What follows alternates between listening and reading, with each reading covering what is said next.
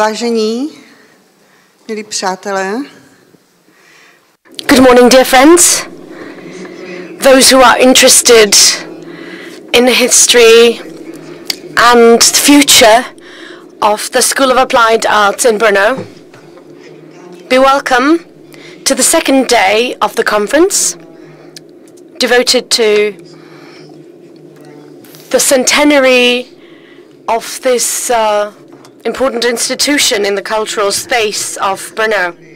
Yesterday, we have met Veronika Lomová and Johana Rollová, and today they are going to lead the morning section. Therefore, I give them the floor now. In English. So, good morning, welcome to the second day. The focus of the second day of our conference is celebrating the centennial of the School of Arts and of the School of Art and Crafts in Brno, so-called Šuška, is going to be dedicated to case studies from the history of arts and crafts education in the context of Central East Europe. The papers, which were presented yesterday, introduced research on the history of Šuška. We saw how the school has changed throughout the time and how important was its role within Brno's cultural life. Today, the context will be broader, and it will show the similarities and differences with other institutions in neighboring countries. The research presented yesterday was realized as a part of a 5-year project of the Academy of Arts, Architecture and Design in Prague, called Sites of Creativity. Applied research of national and and supported by the Ministry of Culture of the Czech Republic as a part of the program for the applied research of national and cultural identity. This project has covered arts and crafts education in Czech lands from 1850 to roughly 2000 and has just come to a close of its second year. It's a great pleasure for us to host this session, which is going to offer a very valuable context and many parallels to questions which we have asked so far. The program today is going to be divided into 2 blocks, roughly following a chronological order. During our first block, we are going to start with Vienna and its School of Arts and Crafts, which was always in a close contact with both Prague and Brno. MAC curator Rainald Franz is going to focus on the generation of Viennese secession and on the ways in which it was able to gain institutional power through the admission of Josef Hoffmann and other artists of his generation to the Arts and Crafts School. With the second paper by art historian Alexandra Panzert, we are going to shift our attention towards a geographically broader context. She's going to re-evaluate the position of the German Bauhaus within the reform of arts and crafts education. What kind of transformation did the education of artists, architects and designers undergo during the interwar era? In what way? Jakými způsoby byly pedagogické metody změněny a jaký tam transformation?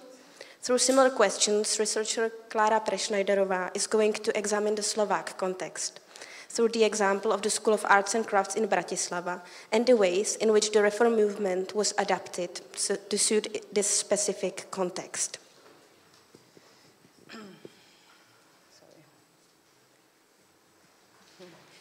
After a short break, 3 papers are going to be introduced and will present very diverse topics and offer different perspectives. Art historian Wolfgang Thöner is going to ponder the importance of communist student fraction, Kostufra, at Bauhaus. And he is going to challenge the existing narrative of this movement. Historian Megan Brandow-Faller is going to examine women's education in Vienna during first 3 decades of the 20th century, and is going to touch upon the feminist legacy of community work and collectivism.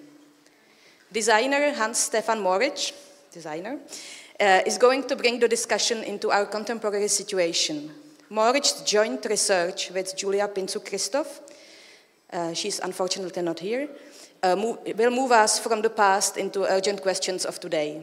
Their provocative thesis on the hierarchy, let's say, within the field of crafts education may serve us as an important momentum.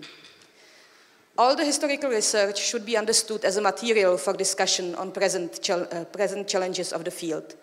And it offers us a framework for questions we may ask. What is the role of politics? Is there such a thing as autonomy within the field of crafts? What are the technological challenges we have faced in the past and we are facing today? Unfortunately, not all of our speakers were able to come in person today, so some of the papers are going to be streamed online or pre-recorded. We hope to be able to manage all of the potential difficulties, and there will be time for your questions after end of each block, and we hope for a lively discussion. So now I welcome to the introduction of our first speaker today, Rainald Franz, who is a curator of the glass and ceramics collection in MAC in Vienna. He curated many important exhibitions, such as more recently Glitz and Glamour, 200 Years of Lohmeyer in 2023, and he published several very important publications. So I will invite you here, Rainald, and the floor is yours.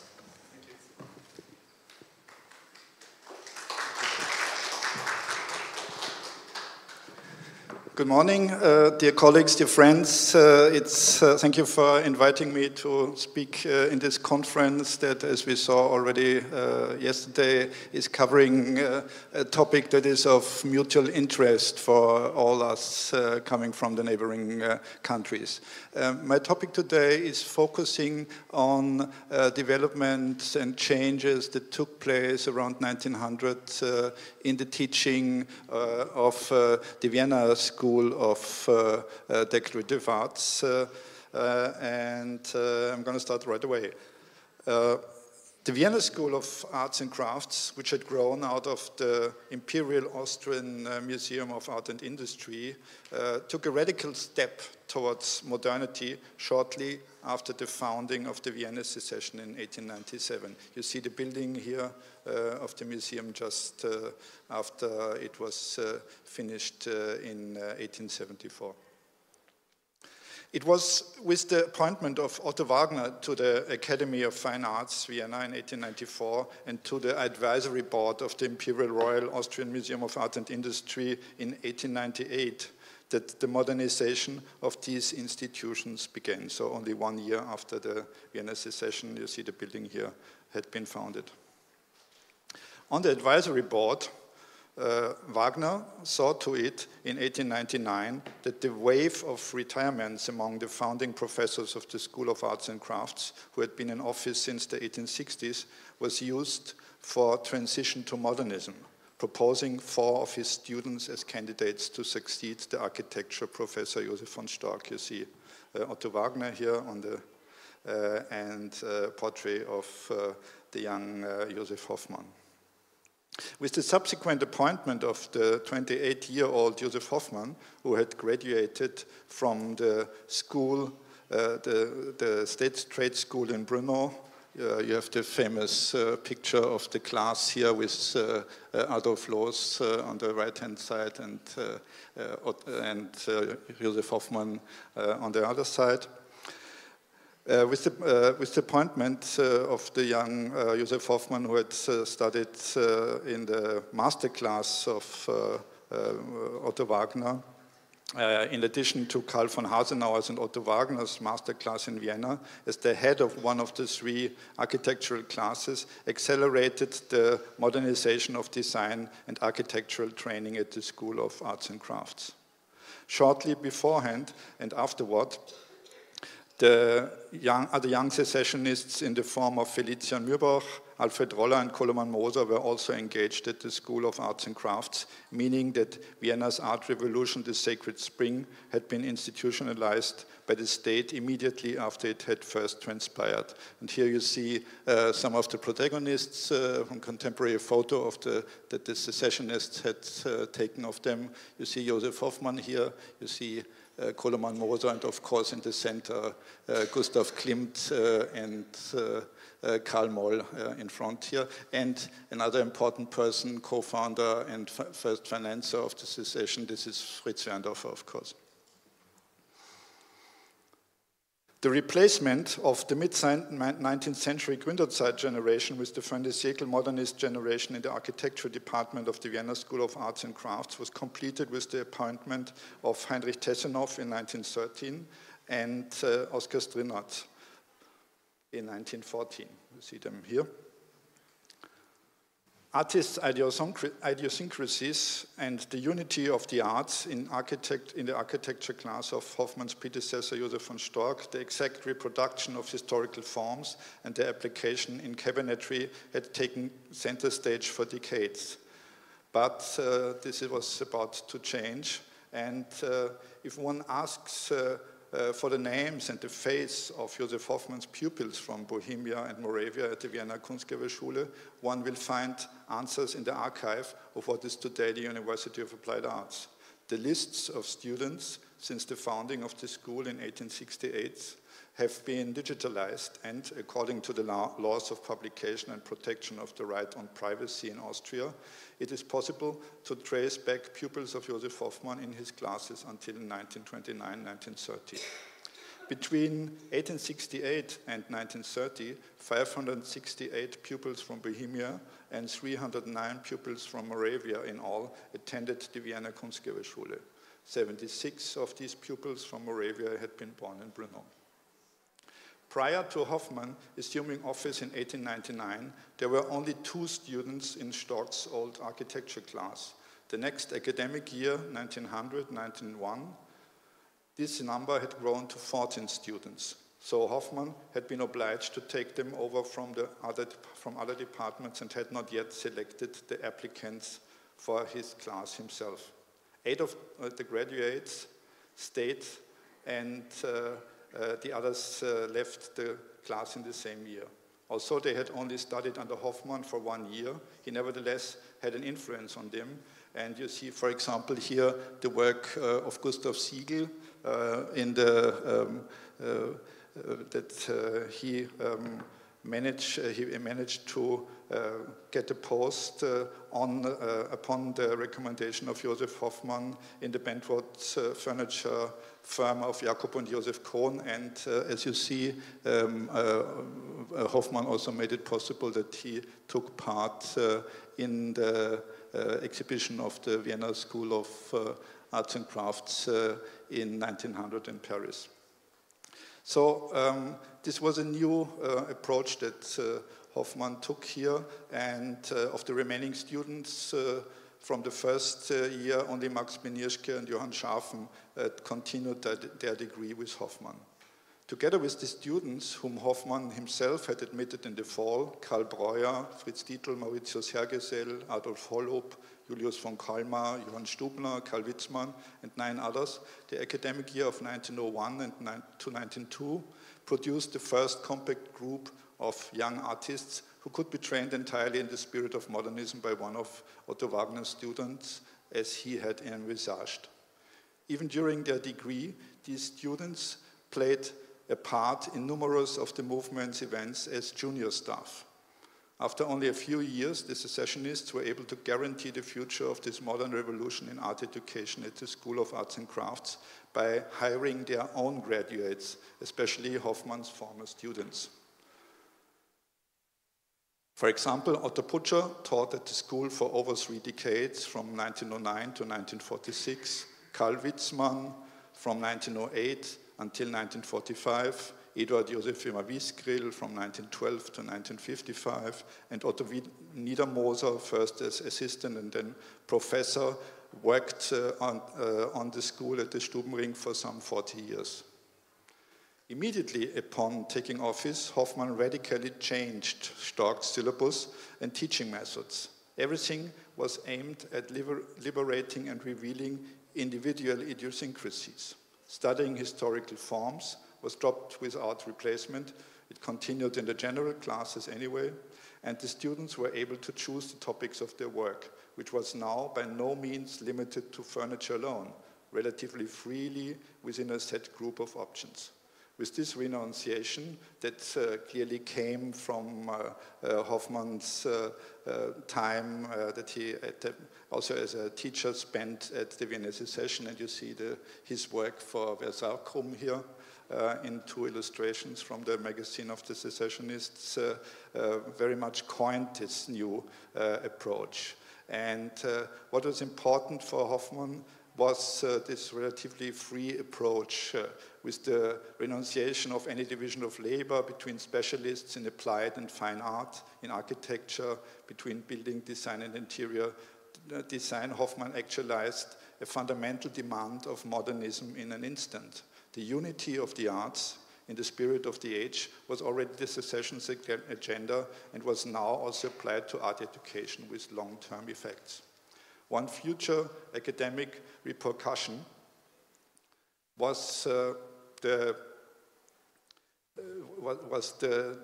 approach that Hoffmann took when he engaged his students, and the future outcome of this was the change and the upgrade of the university education in 1941 when the education at the School of Applied Arts was upgraded from secondary to tertiary education sector, putting it on an equal footing with the Academy of Fine Arts and the Technical University. This solved an old problem faced by former students of the architecture class at the School of Arts and Crafts, as they were only graduates of secondary education and hence had not acquired an academic qualification as architects. Many of them had completed their studies in a master class at the Academy of Arts. From the outset, Hoffmann and his class actively participated in large official exhibition projects, and you see 2 pictures here from the rooms that were dedicated to the Vienna School of Applied Arts in the Paris 1900 exhibition. Furthermore, the class' own exhibitions were presented almost every year, both in Austria and abroad. As the co-founder of the modern media strategy that Hoffmann established of presenting one-to-one models, and the intensive appraisal in the numerous newly founded illustrated specialist consumer magazines like Deutsche Kunst und Dekoration, Hoffmann set new standards. This began as early as 1900 with his design of the room for the School of Arts and Crafts at the World's Fair in Paris, which led to a kind of epiphany for Hoffmann's student Karl Witzmann. I quote, Witzmann writes, "His works were revolutions. It was a Sturm und Drang age for high and applied arts. One of his first works, especially the design of the applied art room from the World's Fair in Paris in 1900, gave the entire formal creative output of the time a sharp jolt, setting the sense of form on an entirely new track," end of quote. These first works by students of Hoffmann's own class were on display in this exhibition, including a showcase by Wilhelm Schmidt that you see here. In the years until 1914, this spectacular international first appearance was followed by numerous other exhibitions, as a rule designed by Hoffmann himself, by the School of Arts and Crafts, and presentations solely by his architectural class. Some of the class' most successful solo shows and exhibition participations prior to World War I are well documented. The first show in Prague, that you see here, was organized together with the study colleague of Josef Hoffmann, Jan Kotjerer, who at that time had been appointed as professor of the School of Decorative Arts in Prague. And the interim result of these 2 influential Wagner students after just 1.5 years of teaching already showed unmistakable signs of Hoffmann's impact on his students. Other presentations by Hoffmann's class took place in 1904 at the World's Fair in St. Louis. You see the room of the school here, and one work of his pupil Max Benirschke. In 1907 at the Decorative Arts Society in Berlin, in 1908 in London, and in 1912 back in Vienna. These exhibitions demonstrate the school's remarkable national and international presence. Here you have some examples of these early designs, again by Max Benirschke and Karl Breuer, and you see the new style that Hoffmann had infused in his teaching already. Women students from Bohemia and Moravia and the Vienna Kunstgewerbeschule and the class of Josef Hoffmann. In Austria, women were only allowed full access to the architectural profession from 1919, when all universities started to admit female students. Nevertheless, there were unofficial opportunities for women to learn the profession before this. So not at the university, but at the vocational post-secondary school. Prior to Second Civil Engineering Act of March 1937, architect was not a protected title in Austria, meaning in effect that anyone could call themselves an architect, produce building designs, and have them submitted to planning authorities by licensed builders.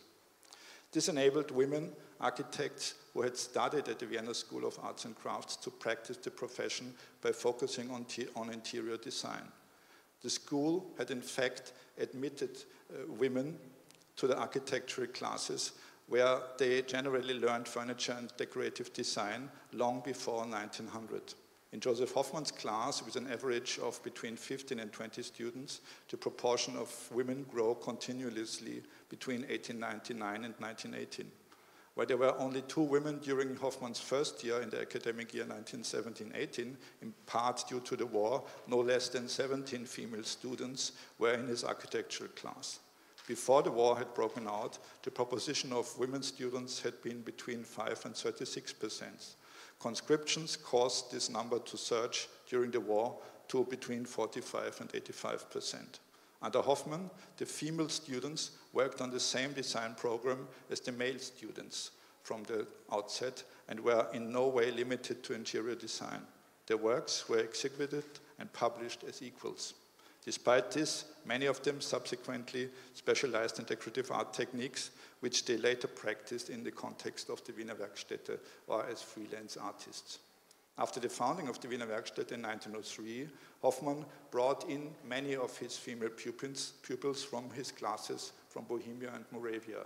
You see here a list of his creative pupils who went from the studio into careers as designers and architects, from Marta Alba to Anna Piotrowska, just to give you some examples. Many of Hoffmann's students from the period before 1918 helped advance architecture and design in the new First Austrian Republic. By becoming teachers at the School of Arts and Crafts themselves, some of them were able to continue passing down his aesthetic strategies to new generations of students throughout dramatic historic watersheds and until well into the 1960s. Notwithstanding entirely new political parameters, the new prevailing social building tasks and thus also new educational objectives, the program of the School of Arts and Crafts remained virtually unchanged at the start of the Young Republic in 1918-19. Hoffmann was still able to run his private architecture office in the school spaces. As before, he consistently deployed his national and international networks for his school's media presence and for a number of appearances at international and important exhibitions. He further involved successful students and employees in his own planning assignments and instruction at the school, whereby the borders remained fluid. He was even able to expand his position at the School of Arts and Crafts by taking on further teaching duties. From 1923 to 1936, he additionally managed to lead the workshops of enameling, metal design, and metal work. What was the everyday life in the architecture class of Josef Hoffmann? The former student, Herbert Thöner, whom you see here, who likewise worked in Hoffmann's architecture office from 1933 to 1935, explains, quote, "We had no lessons in the conventional sense. There were no lectures and there was no program with organizing deadlines. All work was geared toward unfolding the talent and specific character of each individual," end of quote. And Lillian Langseth Christensen's, the Hoffmann student in 1920 who published her memories in this book, Design for Living, says about Hoffmann's teaching, I quote, "Hoffmann taught us nothing. If teaching meant the imparting of knowledge, then he was not a teacher. Hoffmann believed that what we could become lay within ourselves, that we could not learn it, he could not teach it, but he could discover it," end of quote. Despite the extreme freedom in the Hoffmann class of this time, alongside the continued exercise of diverse design tasks such as fabric patterns, posters, book covers, jewelry, furniture, toys, glass and ceramic dishes, wallpaper, fashion, etc., several emphases typical of the era can be recorded in the architectural field. Among the most active students of the 1920s and 30s were many students of Josef Hoffmann from Bohemia and Moravia. In addition to the publications in international specialized media, the Hoffmann class also attracted public attention through numerous exhibitions. The most important of them may be the Paris 1925 Exposition Internationale des Arts Décoratifs within the pavilion that Josef Hoffmann had designed again. And the impact of Hoffmann's architectural instruction and the special model of the Vienna School of Arts and Crafts was displayed especially on an international level after 1918. The Vienna Secessionists' modern art education developed into an important influence at the Bauhaus in Weimar and Dessau, while the Gropius reform of the United Dresden Schools of Art and Applied Arts that Henry van der Velde had run from 1907 to 1919 under the idea and the ideal image of building as a symbol of and form of modern unity of the arts can undoubtedly be traced back to Gropius' intimate knowledge of Viennese modernism by virtue of his marriage with Alma Mahler. The Bauhaus curriculum, with preliminary courses, specialized departments and workshops, is clearly modeled on the Vienna School of Arts and Crafts, with its general department, the specialized classes and workshops. Gropius, whom you see here, documented this himself in the 1925 publication of several works by Viennese students in his first Bauhaus book. You see the cover here. After 37 years of devoted and influential teaching, Hoffmann's departure from the School of Arts and Crafts proceeded in a nearly traumatic way.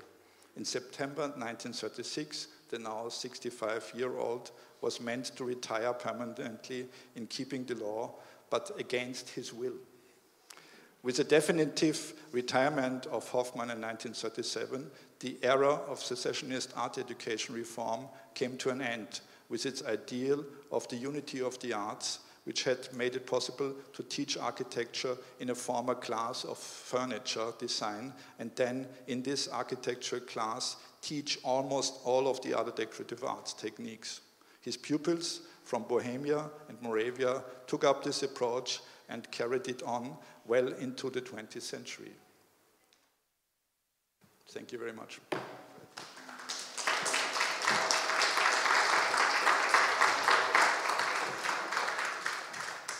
Thank you, Rainald, for your intriguing presentation. I'm sure many questions will follow after the end of this block. But now I will invite here Alexandra Panzert, who is going to focus on Bauhaus as well. There was this very interesting connection suggested. Alexandra is an art historian and a program officer at the German Research Foundation in Bonn in Germany. She is one of the founders of the network project Pioneers of Design Education, a new perspectives on the German schools of arts and crafts before the Bauhaus, which is based at the Dresden State Art Collections, and she published a very interesting book recently, Bauhaus in Context, comparing Weimar Republic's art and design schools, which was her doctoral thesis topic at Erfurt University. So it is my pleasure to introduce you, Alexandra, and the floor is yours. Thank you so much, and good morning, dear colleagues. I'm so glad this conference is taking place, since it's been long due to put the research focus on the diverse institutions of art education. And the school of Brno is an important example for one of the most interesting phenomenons of the schools of arts and craft in the 1920s and earlier and also later on. And I will try to keep a decent pace to get the interpreters managing along. But please give me a sign if I might move too fast. The history of art education has, at least since the 19th century, been a story of constant crisis and reform. The possibilities of an education outside the traditional academy widened, especially through schools of arts and crafts or schools of designs, which were expected to connect art and life closer again, and to establish a connection towards industry. From 1900 to 1930, the initiatives of art school reform in whole Europe reached a peak, with, of course, the most prominent example of the Bauhaus, which was, of course, by far not the only one. The term that describes all those movements is art school reform. It refers to tendencies from around 1900 to 1933 that were directed against the classical academic art training and that advocated a fundamental renewal or a reformation of the training of artists, designers, and also architects. This presentation will show that the Bauhaus did not lead the movement, but was just one institution among many schools to be found all over Central Europe, be it in Berlin, Breslau, Bratislava, or Brno. I will give an overview of the broader reformist trend that accompanied European schools of art and industry and present its most important innovation. And as you see, this is a huge topic. I will just be able to touch a few points. Generally speaking, art education can be seen as a field whose basic mechanism consists of change. Strategies of preservation meet strategies of questioning the established order. This affected all types of schools, from academies to specialized schools. However, the arts and crafts schools were at the center of the activities. Art school reform focused on the question of the right training for designers. It was not a uniform and concerted education reform, as for example, recently the Bologna process since 1999, but it was rather put together individual endeavors of architects, artists, designers, as well as, of course, national, state, and local politicians, and to implement the ideas circulating around in the arts education system. So what were the foundations of these reform movements? The 19th century saw reform-oriented currents in the field of arts education alongside advancing industrialization, and the arts and crafts benefited from this development as a result.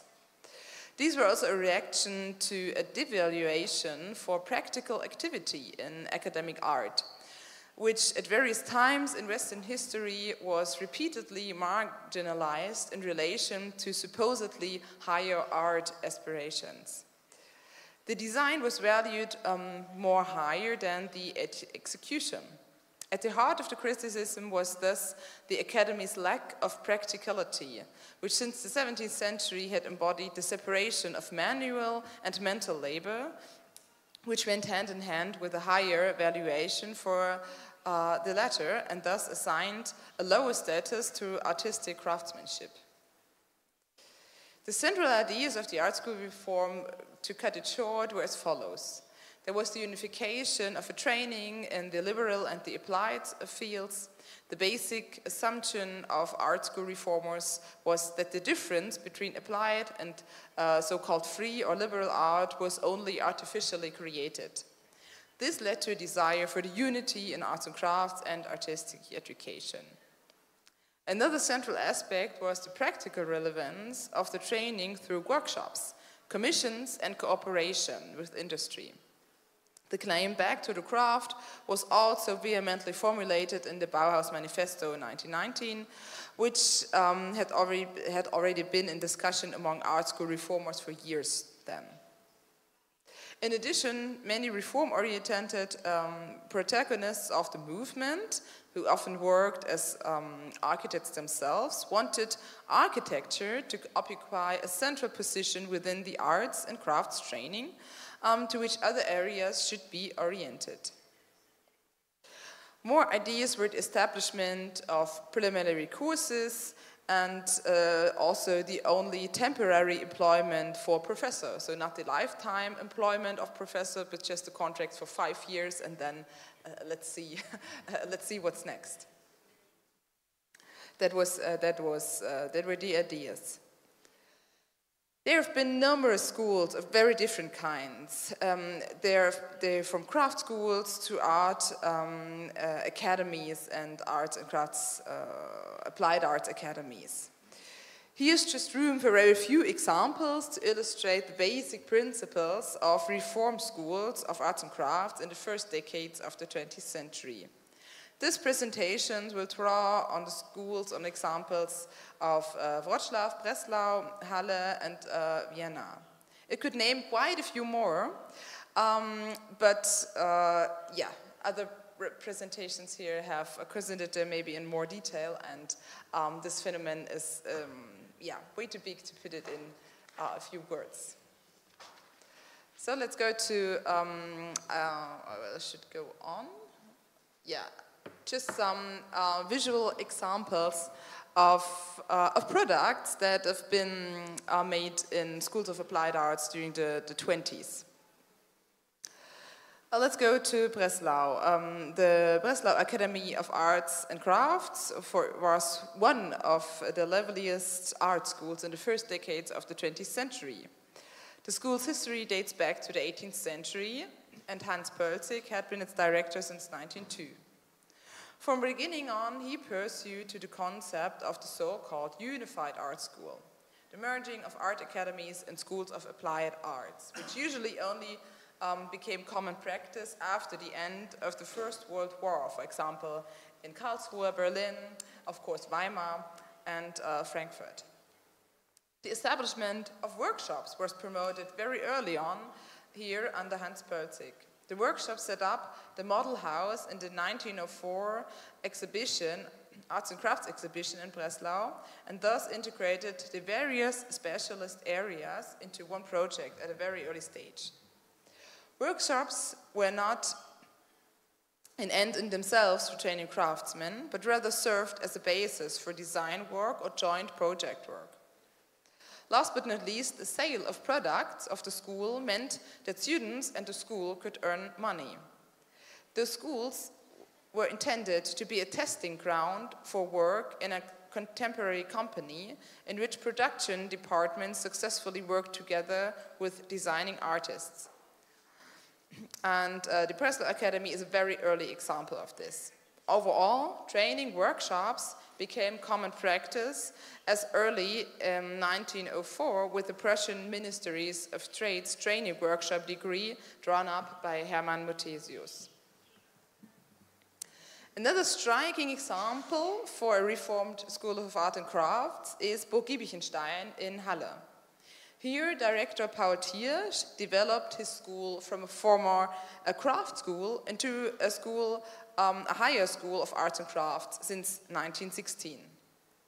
As the products of the school developed very successfully at the Leipzig fair, he decided to reorganize the school into producing workshops as early as 1922, way before Gropius at the Bauhaus made the decision to finance the Bauhaus partly through workshop products.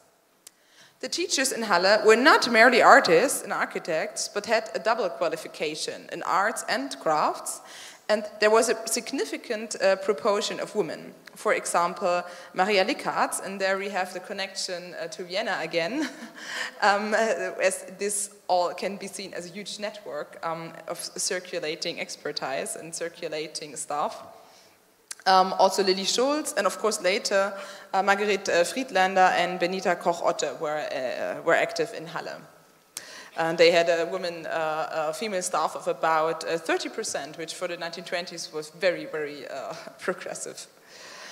Thiersch, the director Thiersch gave his students the opportunity to achieve also an apprenticeship diploma at his school. So it was not just only the art diploma, but also having the diploma of an apprenticeship. And the school was clearly focused on the crafts and very successful. Nonetheless, at the Burg Giebichenstein, it was very important to react to contemporary trends, also with regard to the range of workshops. Already in 1925, workshops for advertising design, Reklame, were set up here. Also, a quite early workshop for or courses of photography were established there. Burg Giebichenstein's workshop products were so successful at the Leipzig fair, the Leipzig trade fairs, and it was also the first school to utilize this platform, and therefore prompted the expansion of the production.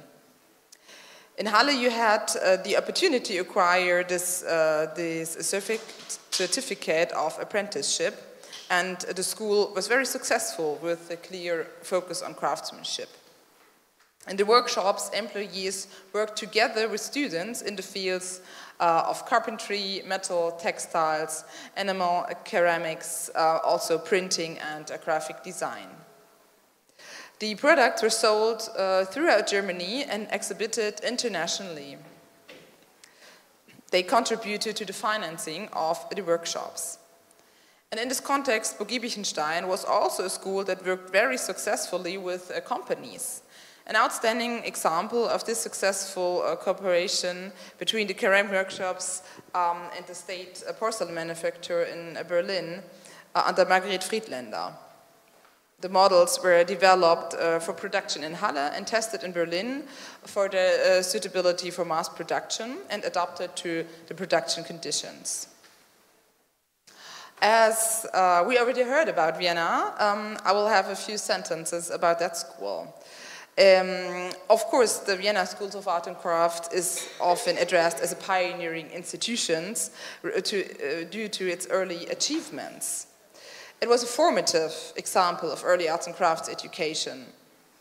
While in the 19th century it was still strongly committed to historicism, new reform efforts were much recognizable around 1900. And this reform-oriented period, of course, is connected to the great names of the Viennese Art Nouveau. It's also reflected by a new approach to teaching, the study of nature, materials, technical issues, and above all, new approaches to drawing, which was characterized, for example, by Alfred Roller. The proximity of the Wiener Werkstätte was evident in the school staffing, and that meant that talented students could be integrated in that commissioning system, which is also in most ideal case of a company cooperation, which was then the goal of many schools in the 1920s. So just to name those examples, shows the broad reformist tendencies that emerged in Central Europe concerning arts and crafts education in the beginning of the 20th century. Generally, in art historical research, phenomena and people have long been associated with the Bauhaus, that in fact had nothing to do with most of these phenomena in the first place, or just in the broadest sense. This can be explained by the school's fame, which is, however, primarily a phenomenon of its own self-portrayal and reception. It should be a goal to contextualize the school's ideas and to describe it as a part of a broad artistic avant-garde of the time. The Bauhaus ideas is seen here as an orienting fiction, which far outshines what it actually achieved and created. So if you look at the different types of schools in the first decades of the 20th century, the diversity of educational opportunities is striking. The arts and crafts schools were always in the process of adapting to new conditions, readjusting or reversing former reforms and finding ways of training in dialogue with other institutions and the economic concerns. They were all products and part of the art school reform movement, as was the Bauhaus. The Bauhaus was also a product of the art school reform movement and absorbed many of its influences. Like other schools, it was influential, but also it took up different influences without being a leading part.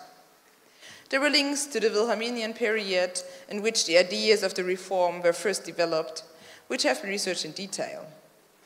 There are connections to the Arbeitsrat für Kunst, in particular to Otto Bartning and Bruno Taut, to the November Group, the inspirations from the Breslau School, the Debschütz School in Munich, also from Peter Behrens' Düsseldorf School and the preliminary courses there, from Henry van der Velde's Weimar workshops of his school, which was also set up after the workshop degree by Hermann Muthesius. And of course, it was influenced by the Werkbund's ideas. Those all were references that Gropius hardly ever mentioned, unlike other protagonists. The myth of the radical new beginning that the Bauhaus created around itself conceals the diversity of artists and design training in the first 2 decades before the Bauhaus was founded. Many schools implemented all the reformist ideas that are considered typical of the Bauhaus in their training concept. The tendency in art historical research to focus on the unique, the genius, and the outstanding supported the Bauhaus narrative and still characterizes the public perception till today. But with each school that comes into the focus of research in more detail, as shown here or also on the research of the Bratislava schools, the picture becomes more complete. And the ongoing research of these institutions and the tendency to address new questions to old research, to old sources, will hopefully lead to a decentering of single institutions and protagonists and lay open the structures of one of the most important networks of artistic avant-gardes through educational processes, who form an important aspect of modernism by taking reform as a principle as the basis of their work. Thank you so much.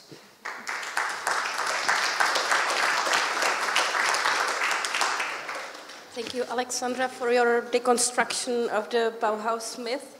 I think it was a very refreshing perspective.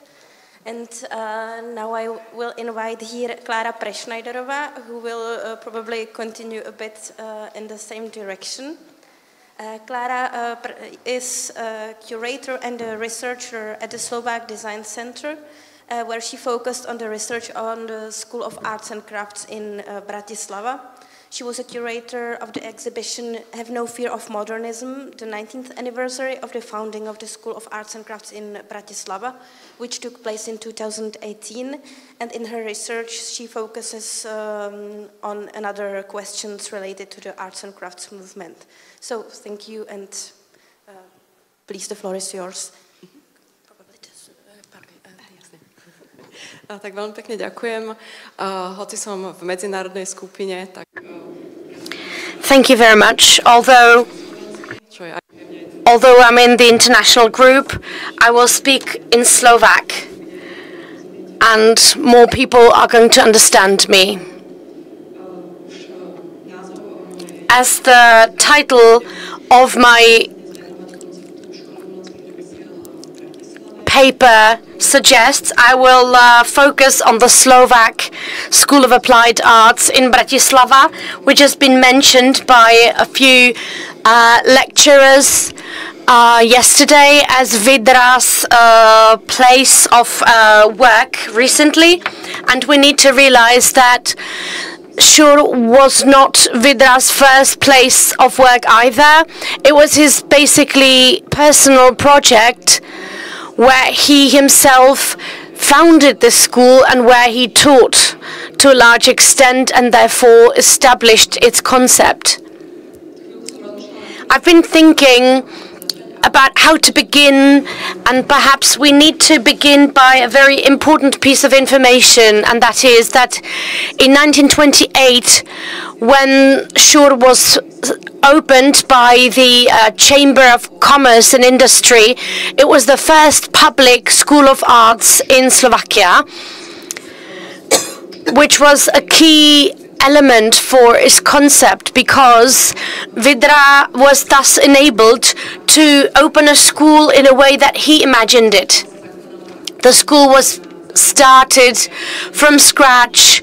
He did not link onto any other previous tradition of art education in Slovakia, and therefore in Bratislava it was quite quickly possible to do what was not possible at any other schools in Slovakia.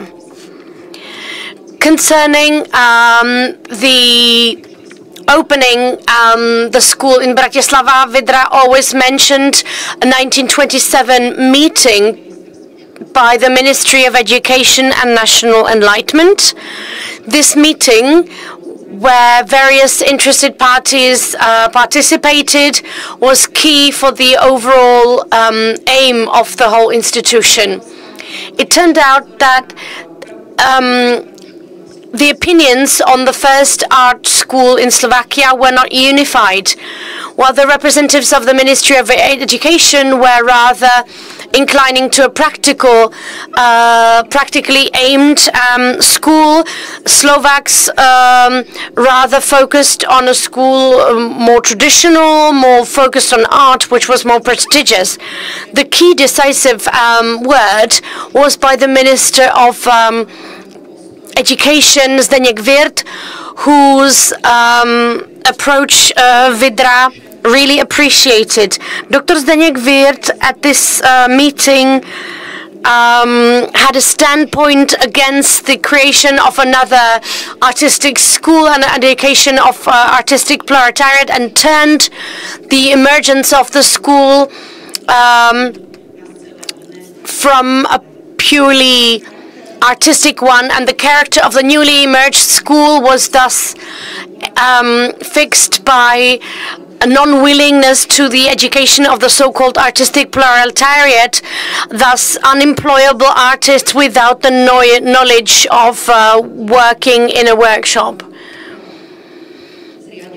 The establishment of the new School of Arts in Slovakia and its basic aims are also illustrated by another quote, which characterizes the aims that stood at the beginning of this school in Bratislava, and it's a quotation from a leaflet of SUR from 1933. I quote, "Already at the establishment of the school, the curatorium was really focused on the economic interest of Slovakia, whose success it saw in successful production which had to be torn out of the primitive folk art. The school has to educate artists on global level and also nurture the taste of products, tasteful products. The second important element for the development of this school came in 1930, when it was placed in a brand new building of Bratislava Pupil School. This new building concentrated all other vocational schools from Bratislava, and thus it was the only center of vocational education in Bratislava at that time. The placement of SUR in this school, in this building, meant that the new art school acquired not only great classrooms, but especially modern workshops. At this time, the director of the then evening courses, as the SUR started, Josef Vidra became a director of both schools, the School of Arts and Crafts and also the vocational schools.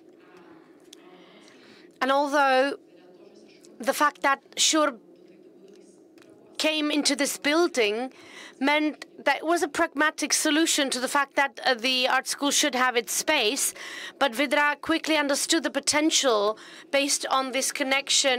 I would say that he realized or implemented something that was almost in the air in Czechoslovakia in the discussions about artistic education.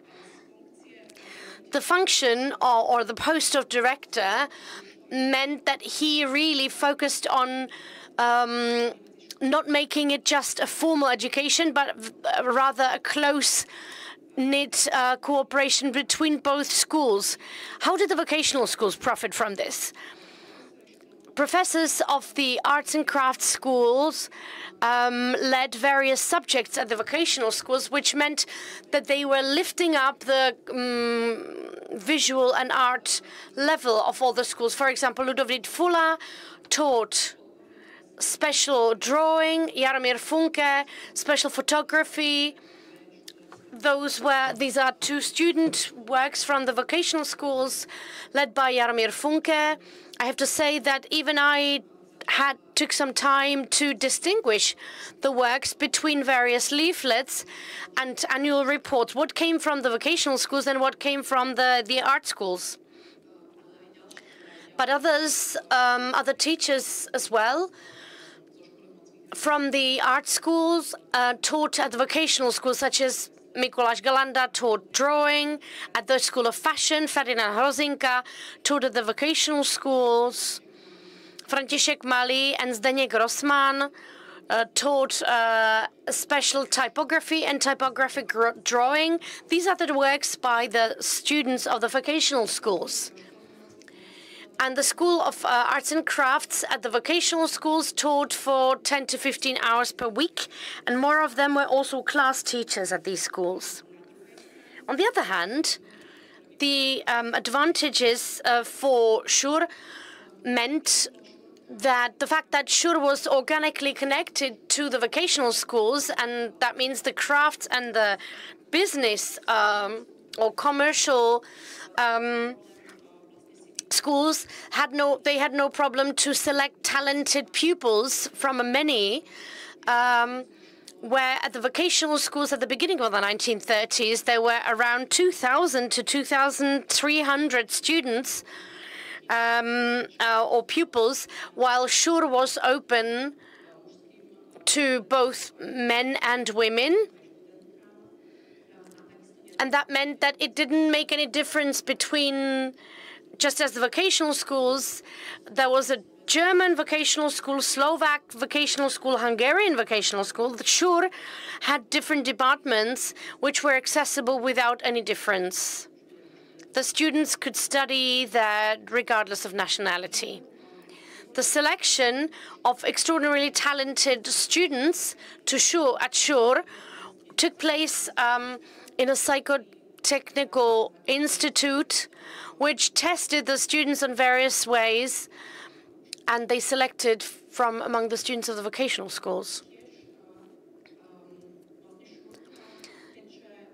While SUR had the main source of students from these vocational schools, it also copied, in a sense, the departments in the vocational schools, and that way the students of the vocational schools who studied at SUR didn't have a problem to fit in right away and started working in the workshops. That was a huge advantage, also with the connection where, thanks to the fact that they were students of the vocational schools, their existential situation was secured because they had actually a vocational education certificate. I realized when Lada lectured yesterday that without a vocational certificate, just with a diploma from a school of arts, they actually had a problem to be employed. The students did, because this advantage applied to SUR, unlike in the Czech part of Czechoslovakia, because they were so closely connected with the practical life. Extraordinarily talented pupils included, for example, Vladimír Bahna, who, for example, worked with Ludovít Fulla, who created this colorful composition, and eventually he became one of the most talented students of graphic design, led by Zdeněk Rossmann. With Zdeněk Rossmann selecting him as a cooperating student in his advertising agency in Redopa, where Zdeněk Rossmann was the leader in this agency, and this is, for example, the leaflet for the refinery, for the oil refinery in Bratislava. What is a highly important aspect for the functioning of this interconnection between the vocational schools and the schools of arts was the fact that the Schule, throughout its existence, worked as an evening school. So this was not like a vocationally higher school, but it was like a superstructure, like an evening school. The main advantage of this evening form of teaching was that the students did not become like regular students. So to study there, they did not have to leave their vocational schools for the daily studies. Of course, they did not have to leave their jobs, so they could still earn their living. And once they graduated, they did not have to look for a job.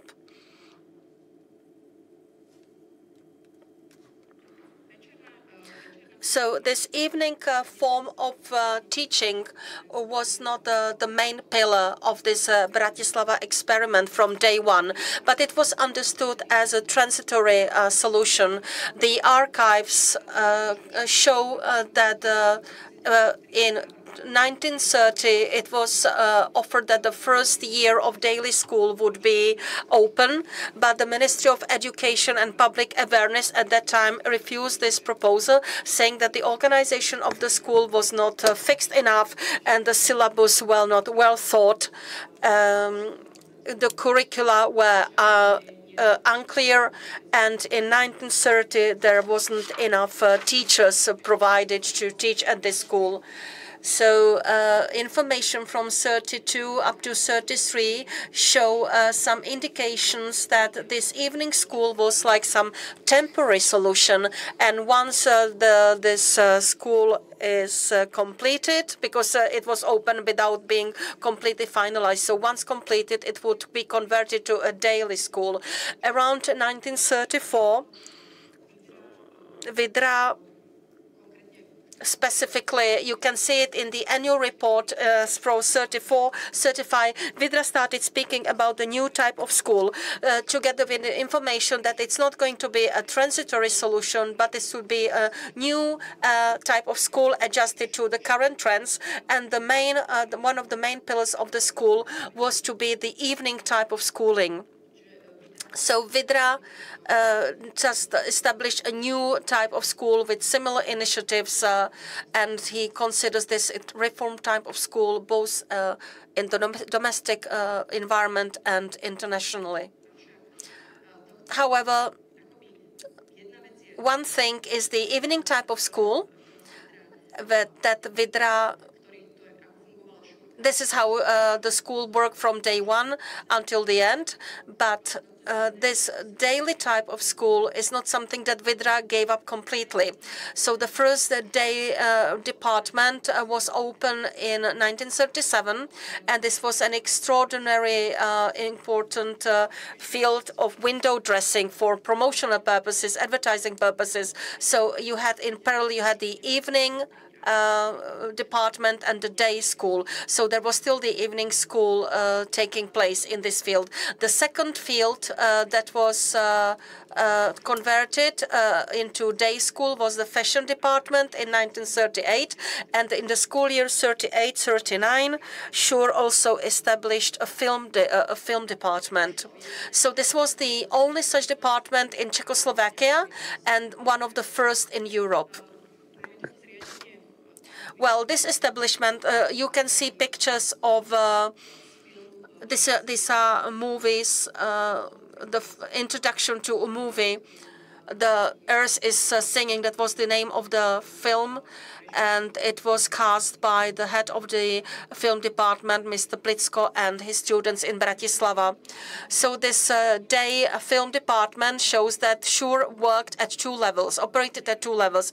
At one level, it copied the apprentice, the vocational schools focusing on crafts.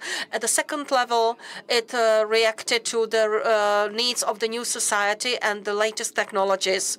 So this modernity is definitely related to the fact, was also related to the fact of competitiveness of the schools compared to other established schools in Czech Republic and in the neighboring countries. So again, here the school profited from being very fast in reacting. They could introduce new topics because they were not linked to any traditions. The school was not really hindered by the teachers who would disagree with some new fields to be studied. So Shure managed to establish something new where in some other schools they were only discussing it.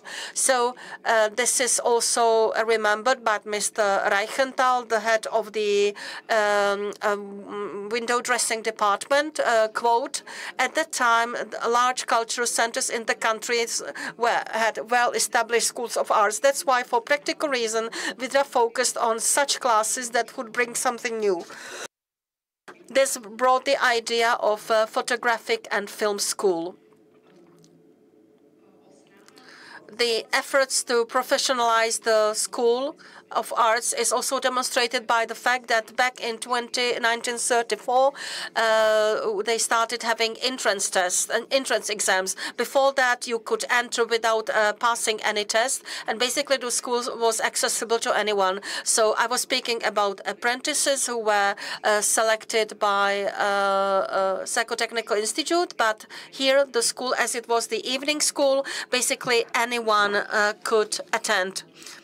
Even students from other schools, just gifted students, craftsmen, and general public who were interested in a specific field. So the school was way too open, and of course the quality of the student work was fluctuating. So in 1934, Vidra decided to introduce the entrance exams because he realized that, of course, for some time there would be a drop in the number of students, but from the long-term perspective, he believed in better results. So the quality of outputs was also facilitated by mechanical drawing and what was called mechanical creative drawing, which was a specific feature of the Bratislava school.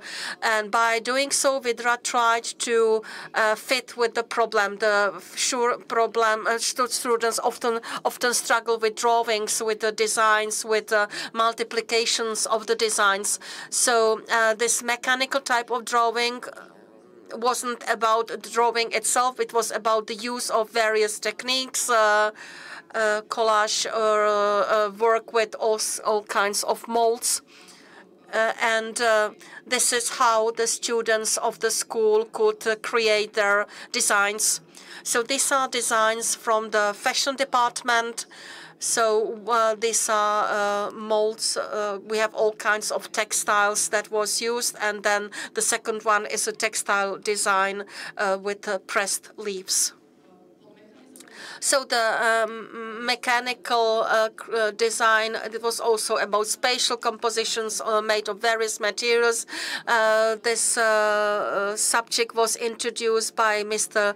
Tersten for the department of window dressing, where the students had to work with space and they had to be able to arrange objects in the space. What was also very important was courses for children. So these courses must also be understood within the total mission of the school. And Vidra was inspired here by the case of Vienna. And the point was the mission of the school was to educate adolescents and children. And these courses for children were supposed to capture the student, the children, the pupils' talents, and prepare them to continue studying at higher levels of schools. So this brings me to the end.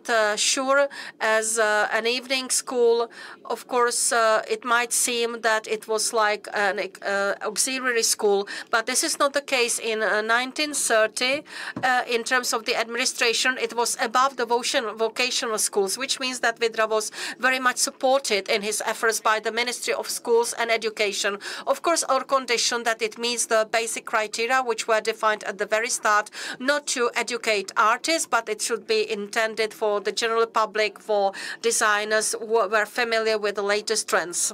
So basically, we don't really have information about how many unemployed students studied there, but the archives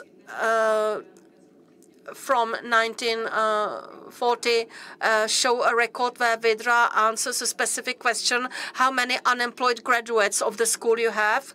And Vidra said that Shure has one, and at one year it was just one unemployed graduate, and it was Martin Brezina, who was just completing a military academy, and he opened his own business then in Bratislava.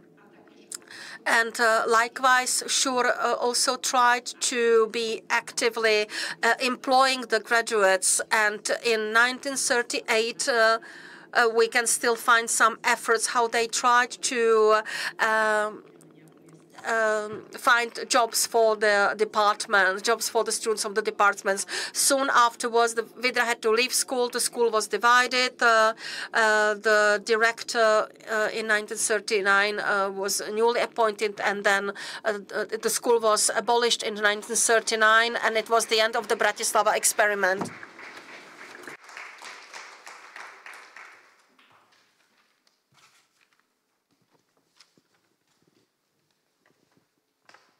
Děkuju Kláře a přejdu zase. Thank you to Klára, and I will switch to English again. Our other two speakers back here, please, and I will open the discussion. It would be probably easier to stay in English if possible, but if somebody prefers to ask in Czech, I will try to translate myself probably. If the translators have any comments about this proposition, please. Okay, anything's possible. I get it. So please, you can ask your questions. Okay, Marta.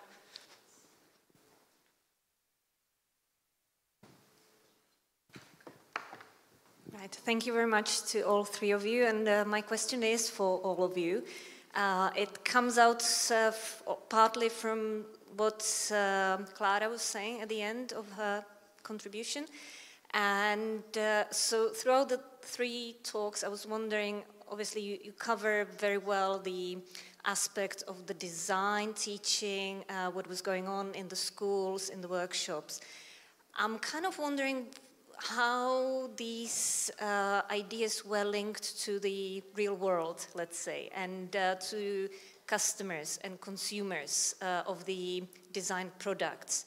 So you all mentioned exhibitions, that the products from the school would be exhibited. Were they sold as well? Were they sold at the exhibitions? Did the schools have their own shops, for instance? Was there any interest in what the market wanted in terms of sort of feedback, what would then be taught at the schools? And yeah, so that it's basically the economic aspect and the market aspect of the teaching. Thank you for the question. Maybe I will start because I think you will have to add also. What I tried to show, and maybe it was not so clear in my lecture, is this new concept that the Secessionists bring to the School of Applied Arts, because they, not only Josef Hoffmann, but also Alfred Oller, Coleman Moser, their idea is really to right from the start of educating their pupils, get them in contact with the firms that they were working with. So that's why we just showed the example of Gustav Siegel, who's getting to work with the cone manufacturer, the Bauhausen manufacturer that Hoffmann and Moser were working already. They bring in their students, and actually this is something that's really in a way exploded after 1900 in the Vienna School of Applied Arts. Of course, there is, when you look closer in it, and we have done that in Denmark during the last 20 or 30 years that I've been working there, there is always this discussion, to what extent is it luxury production that they are doing and not something that's really opening the market. But there are, and that's why I mentioned also the Bauhaus connection, there are really efforts, especially after the First World War, during the First World War, with exhibitions and projects like Einfacher Hausrat to also cover a broader public and a broader number of consumers in the project. Of course, this, as we all know, in these schools, there's always the big gap between the ideal idea of how to bring aesthetics and the craft approach into the mechanical production and the reality in the production. But this is something that has always driven these movements till today, I would say. But I'm sure my colleagues want to add to it. Thank you. I would say the goal of the School of Arts and Crafts in Bratislava was also to educate the broad public, to educate the producers, the companies, but they were working, they didn't have any shop, they were not selling their products, the workshops were not like producing workshops, but the school was cooperating with a few companies which were the same opinion about modern culture and modern production.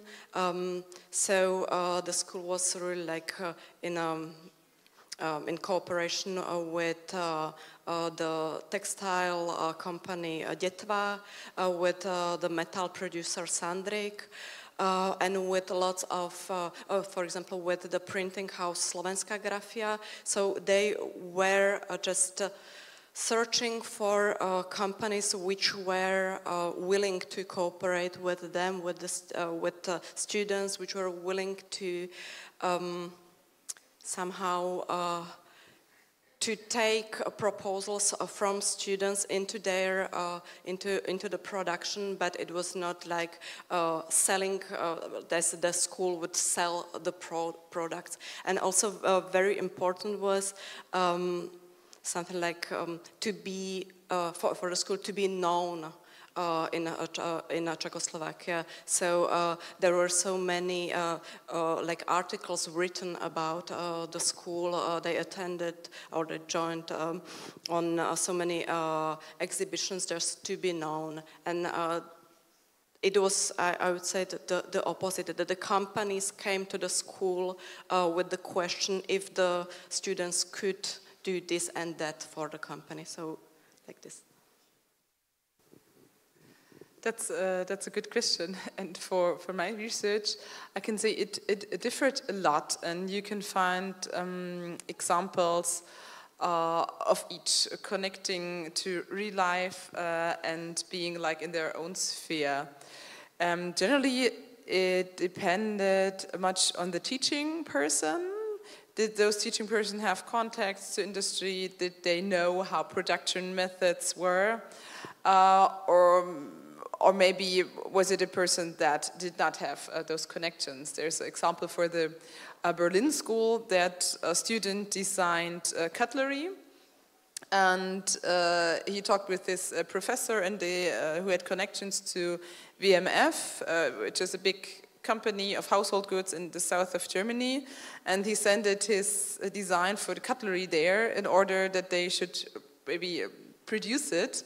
And they wrote back, no, this design is not producible. We don't have the machines to do that. It's not possible for industrial production. So the students did not really know about the specific needs for the industrial production.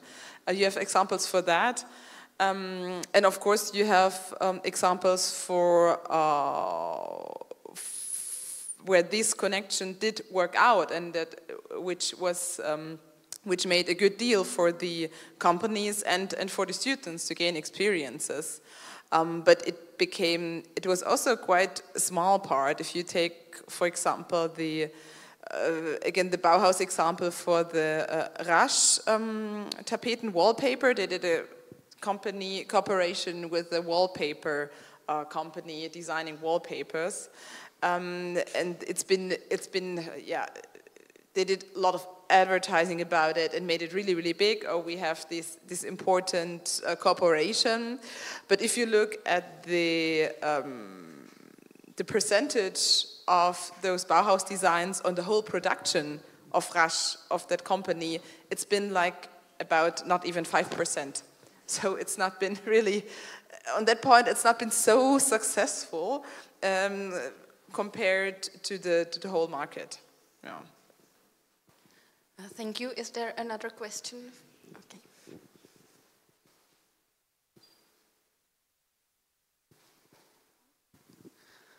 Hello, good morning. Thank you all three for great presentations, and I have a question for Klára. I would like to ask if you know how many students were enrolled in these day courses of shop window arrangement or designing, and which year were the day study of this course established? Because we know that in Brno it was probably sooner. Thank you very much.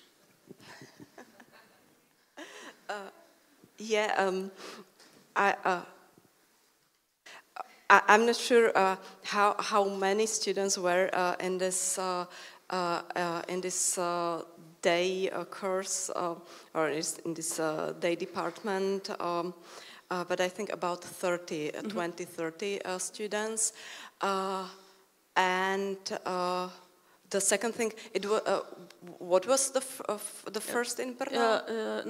No, I would just like to ask if you know in which year it was established, this day course. The day course was established 1937. 1937, okay. Yeah. And do you know if there were, of this shop window arrangements, if something like this existed before, or who was designing the shop windows in interval period in general? At the School of Arts and Crafts, there was, I think, from 1935. Alada, maybe you can help me. Was the 1945 or 4 was the evening course, okay, of, and then from 1937 the day course. But I didn't want to say that this course was the first in Czechoslovakia. The film school was the first in Czechoslovakia, like, yeah. And it was the first day department at the School of Arts and Crafts. Yeah, okay. This 1937. So thank you very much. Another question from Eva. Thank you very much, all of them. What is interesting is involvement of Psychotechnical Institute to art education. And maybe it was very rare in Bratislava School of Art. It's a question for all of you. I don't suppose that Psychotechnical Institute was involved in Vienna, but maybe in Germany.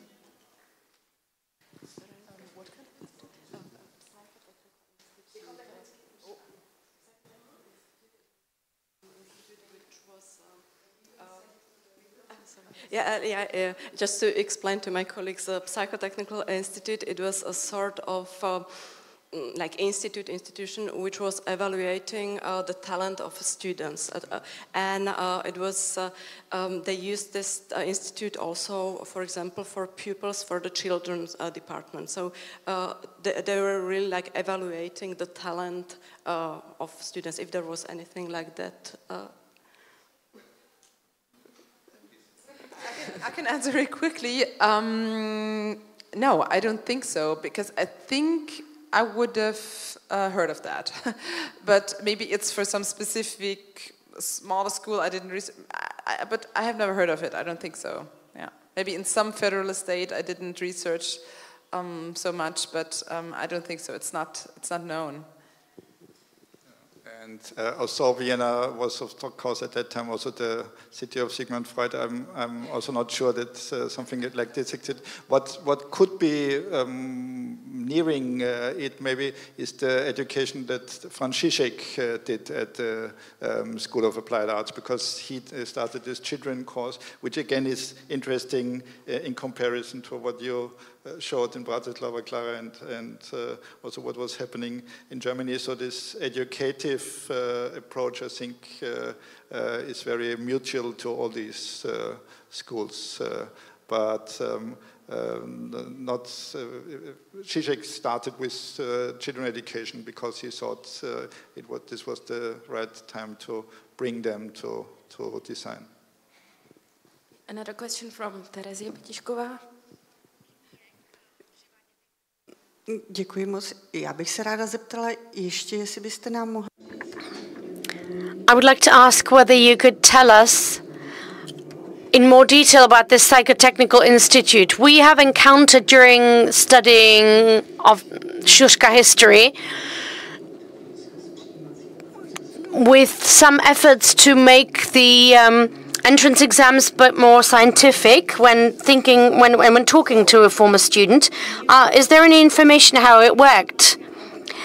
Not much detail, but generally when it came, the magazine Art Education mentions the Psychotechnical Institute with an example of how the so-called talent testing functioned.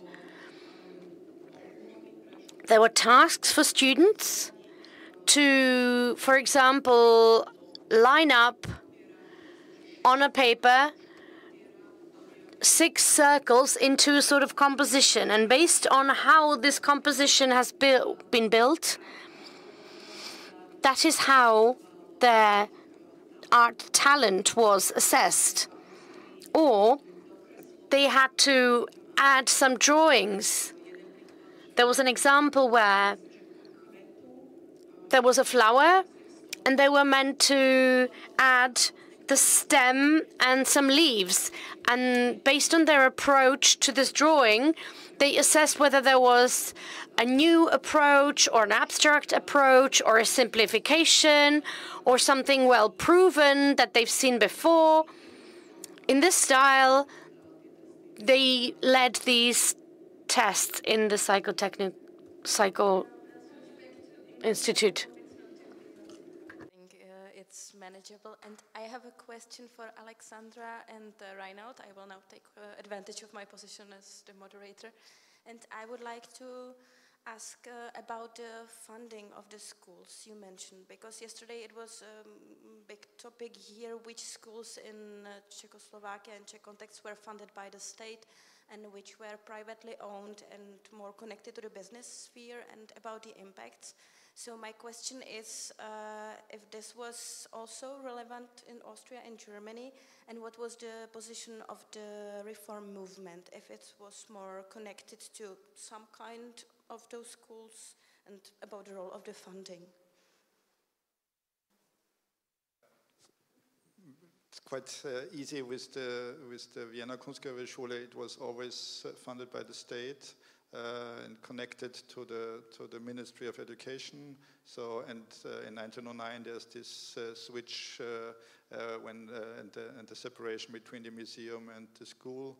The school goes to the Ministry of Education, and the the museum stays with the Ministry of Culture. So this is it has always been state-run and state-funded. Of course, there were initiatives to financially support the school, but this never meant that they depended on that in any way. It was more the other way around, that many of the reformative people, like I tried to show in my lecture, they got their position, and this meant for them that they were subsidized for their reformative projects.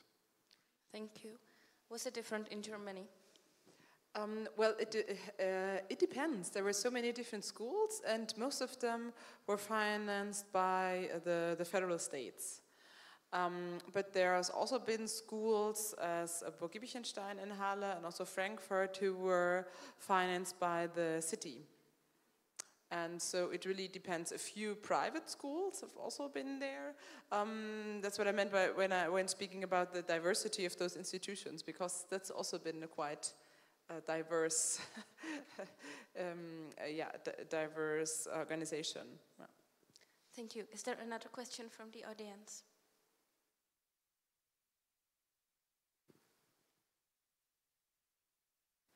So my question is concerning Department of Applied Photography.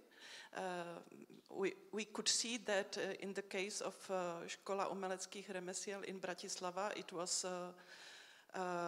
really modern avant-garde photography which was connected. And my question is simple: that, if in Vienna was there applied photography department on the Kunstgewerbeschule, and when?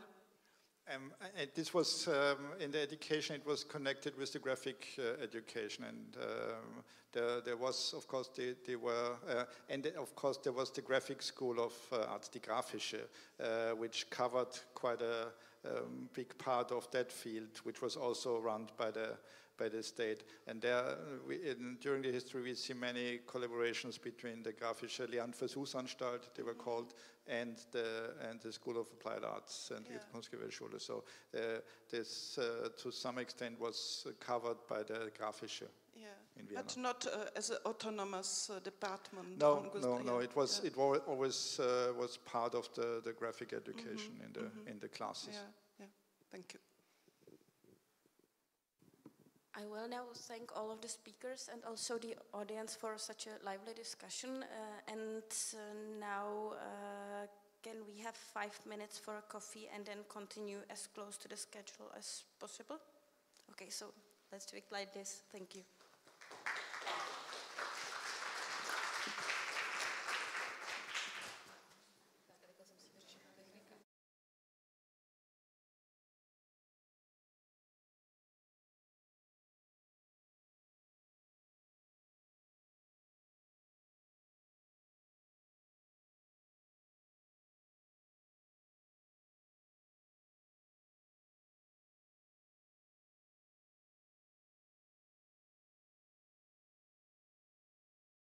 I will briefly introduce our next speaker,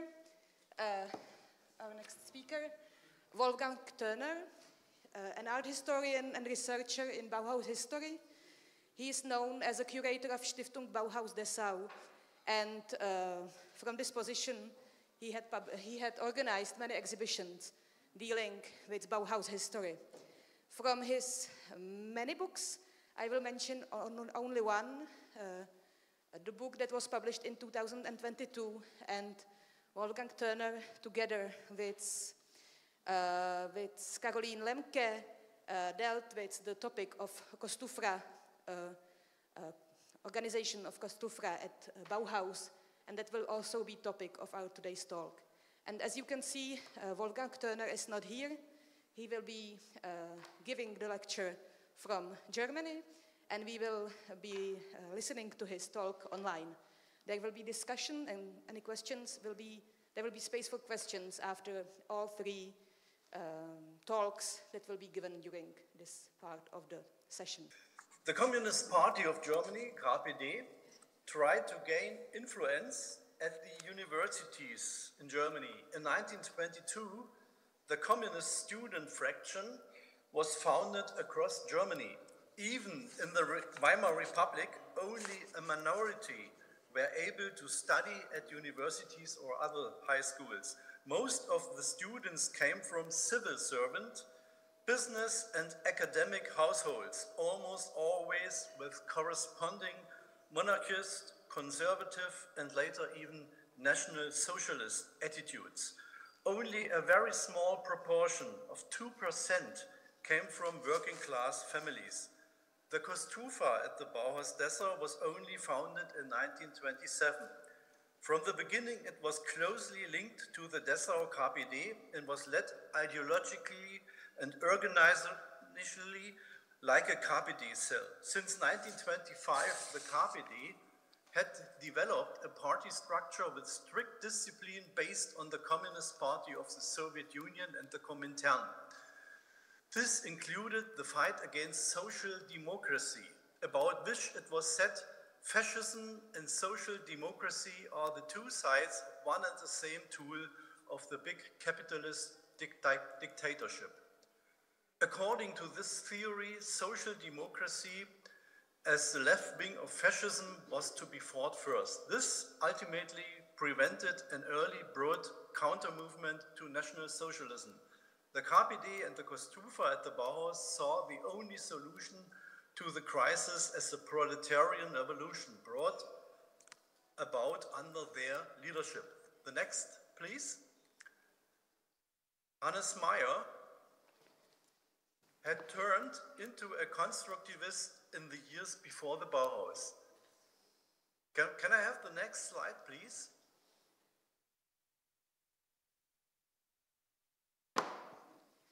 Well, yeah. No, one before, yes.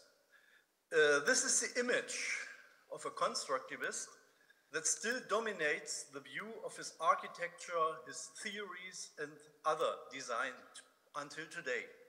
His text from 1926 to 1930 showed an almost provocative desire to formulate radical positions that denied architecture any artistic character. Hannes Meyer did not want to train artists, but designers who would work in architecture and design and with a new view to a more social society.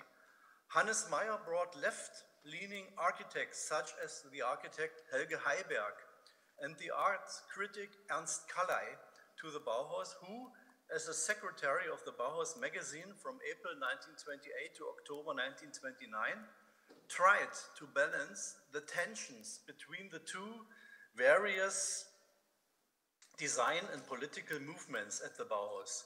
Kallay was interested in critical exchange. The issues of the Bauhaus magazine of that time contained the entire range of artistic and design positions that Kallay saw as being in tension. In essay, Kallay also distanced himself from the emerging doctrine of socialist realism in the Soviet Union. Like Kallay, Hannes Meyer did not belong to any party, and his declaration as he called himself, scientific Marxist, did not occur until 1930. He expanded the series of guest lectures. In October 28, for example, the communist cultural theorist Lou Merton spoke, and in June 1929, January and March 1930, the Marxist art theorist and artist Harald Heige spoke. In April 1930, Hermann Duncker, founding member of the KPD, teacher at the ADGB's Federal School in Brno, gave guest lectures of Marxism. It was then above all the intensive exchange with Harald Heige that led Hannes Meyer to sharpen his teaching in architectural concepts and made him an avowed Marxist. Contact with Heige and the Devjetsil group had existed at the Bauhaus since 1923. 20 Bauhaus students came from Czechoslovakia, among them Stanier Grossman, Marie Dolezholeva, Antonin Urban, Tibor Weiner, Irena Blyhova, Ladislav Foltin. Some were with the Kunstgewerbeschule and some went with Hannes Meyer to the Soviet Union. The next slide, please. Hannes Meyer went to Moscow in October 1930, where he held an exhibition and lectures to retrospectively portray his work at the Bauhaus Dessau as more Marxist than it really was. And since taking office in August 1930, Ludwig Mies van der Rohe tried to stop all activities by communist students. He closed the school on September the 2nd, 1930, and all students had to reapply at October the 21st, 1930. Anyone who opposed this had to expect consequences that could go as far as expulsion. 5 students, among them Antonin Weiner from Czechoslovakia, had to leave Dessau on September the 29th, 1930. Most of them followed Hannes Meyer to the Soviet Union. The Arbeiter Illustrierte Zeitung showed these 2 developments in Dessau and Moscow in January 1931 and saw the Bauhaus on the road to fascism, which also meant the social democratic standpoint. The next slide, please. Who were the students at the Bauhaus who were involved in the Christofa? According to the latest research, the number of KPD members and sympathizers is around 50. Most of them were in their mid-20s at the time. The oldest generation was born in 1903, the youngest in 1912. A clear majority came from families of workers and small employees. Only a few from wealthy families. They were young people who were dissatisfied with the situation in Germany and wanted to bring about change, which was recognized by social democratic politicians at the time. As a social democratic wrote in these times, quotation, "If the communist Bauhaus students were only dealing with an excess of youthful revolutionary temperament that was released in harmless political and ideological disputes, we would not know why and how this needed to be a public stumbling block. Unfortunately and regrettably, the communist hotheads at the Bauhaus went far beyond this. Their actions and activities were an organized political struggle with the aim of turning the Bauhaus into a kind of communist stronghold. It should only be hinted that the threats of the communist Bauhaus cell certainly run to the KPD outside the Bauhaus." So far, this social democratic voice. It is certain that Waldemar Alder, Irena Blühova, Erich Borchardt, Albert Buske, Ladislav Foltin, Max Geppert, Willi Jungmittag, Max Werner Kupsch, Ernst Mittag, Albert Menzel, Gerhard Moser, Bela Schäffler, Selman Selmanagic, and Heinz Schwerin belong to the Christofa. According to the current state of research, Alder, Borchardt, Buske, Jungmittag, Moser, Schäffler, and Schwerin were members of the KPD. The next slide, please. Thanks to their magazine, we all were informed about the activities of the Christofa.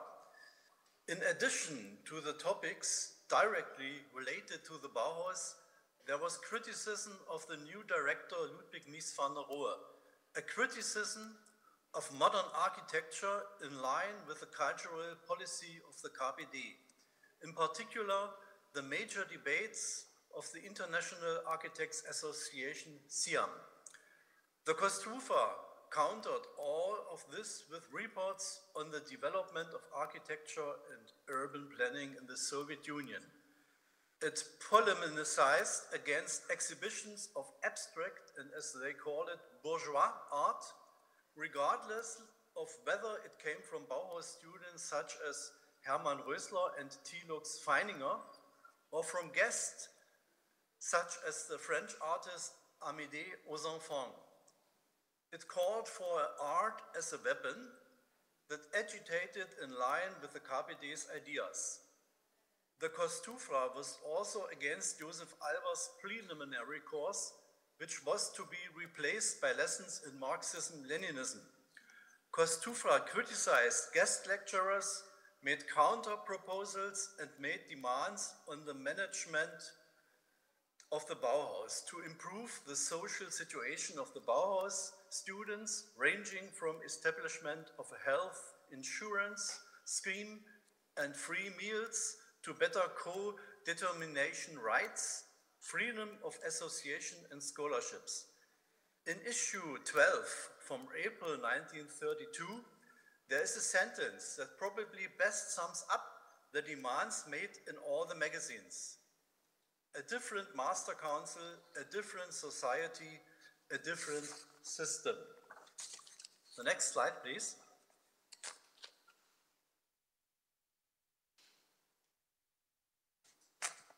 Hannes Meyer soon realized that his functional positions were no longer going to score points in the Soviet Union.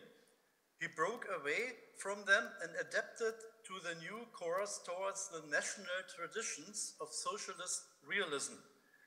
He closed his eyes to the abuses and crimes in the Soviet Union and in 1935 took the opportunity to return to Western Europe, probably on a secret mission. In 1935, Meyer became a member of the Communist Party of Switzerland. In a letter from 1937, he reported on his 22 lectures in 1936 in Czechoslovakia, where, as he wrote, the opposition to the architecture of the URSS was particularly strong among left-wing architects.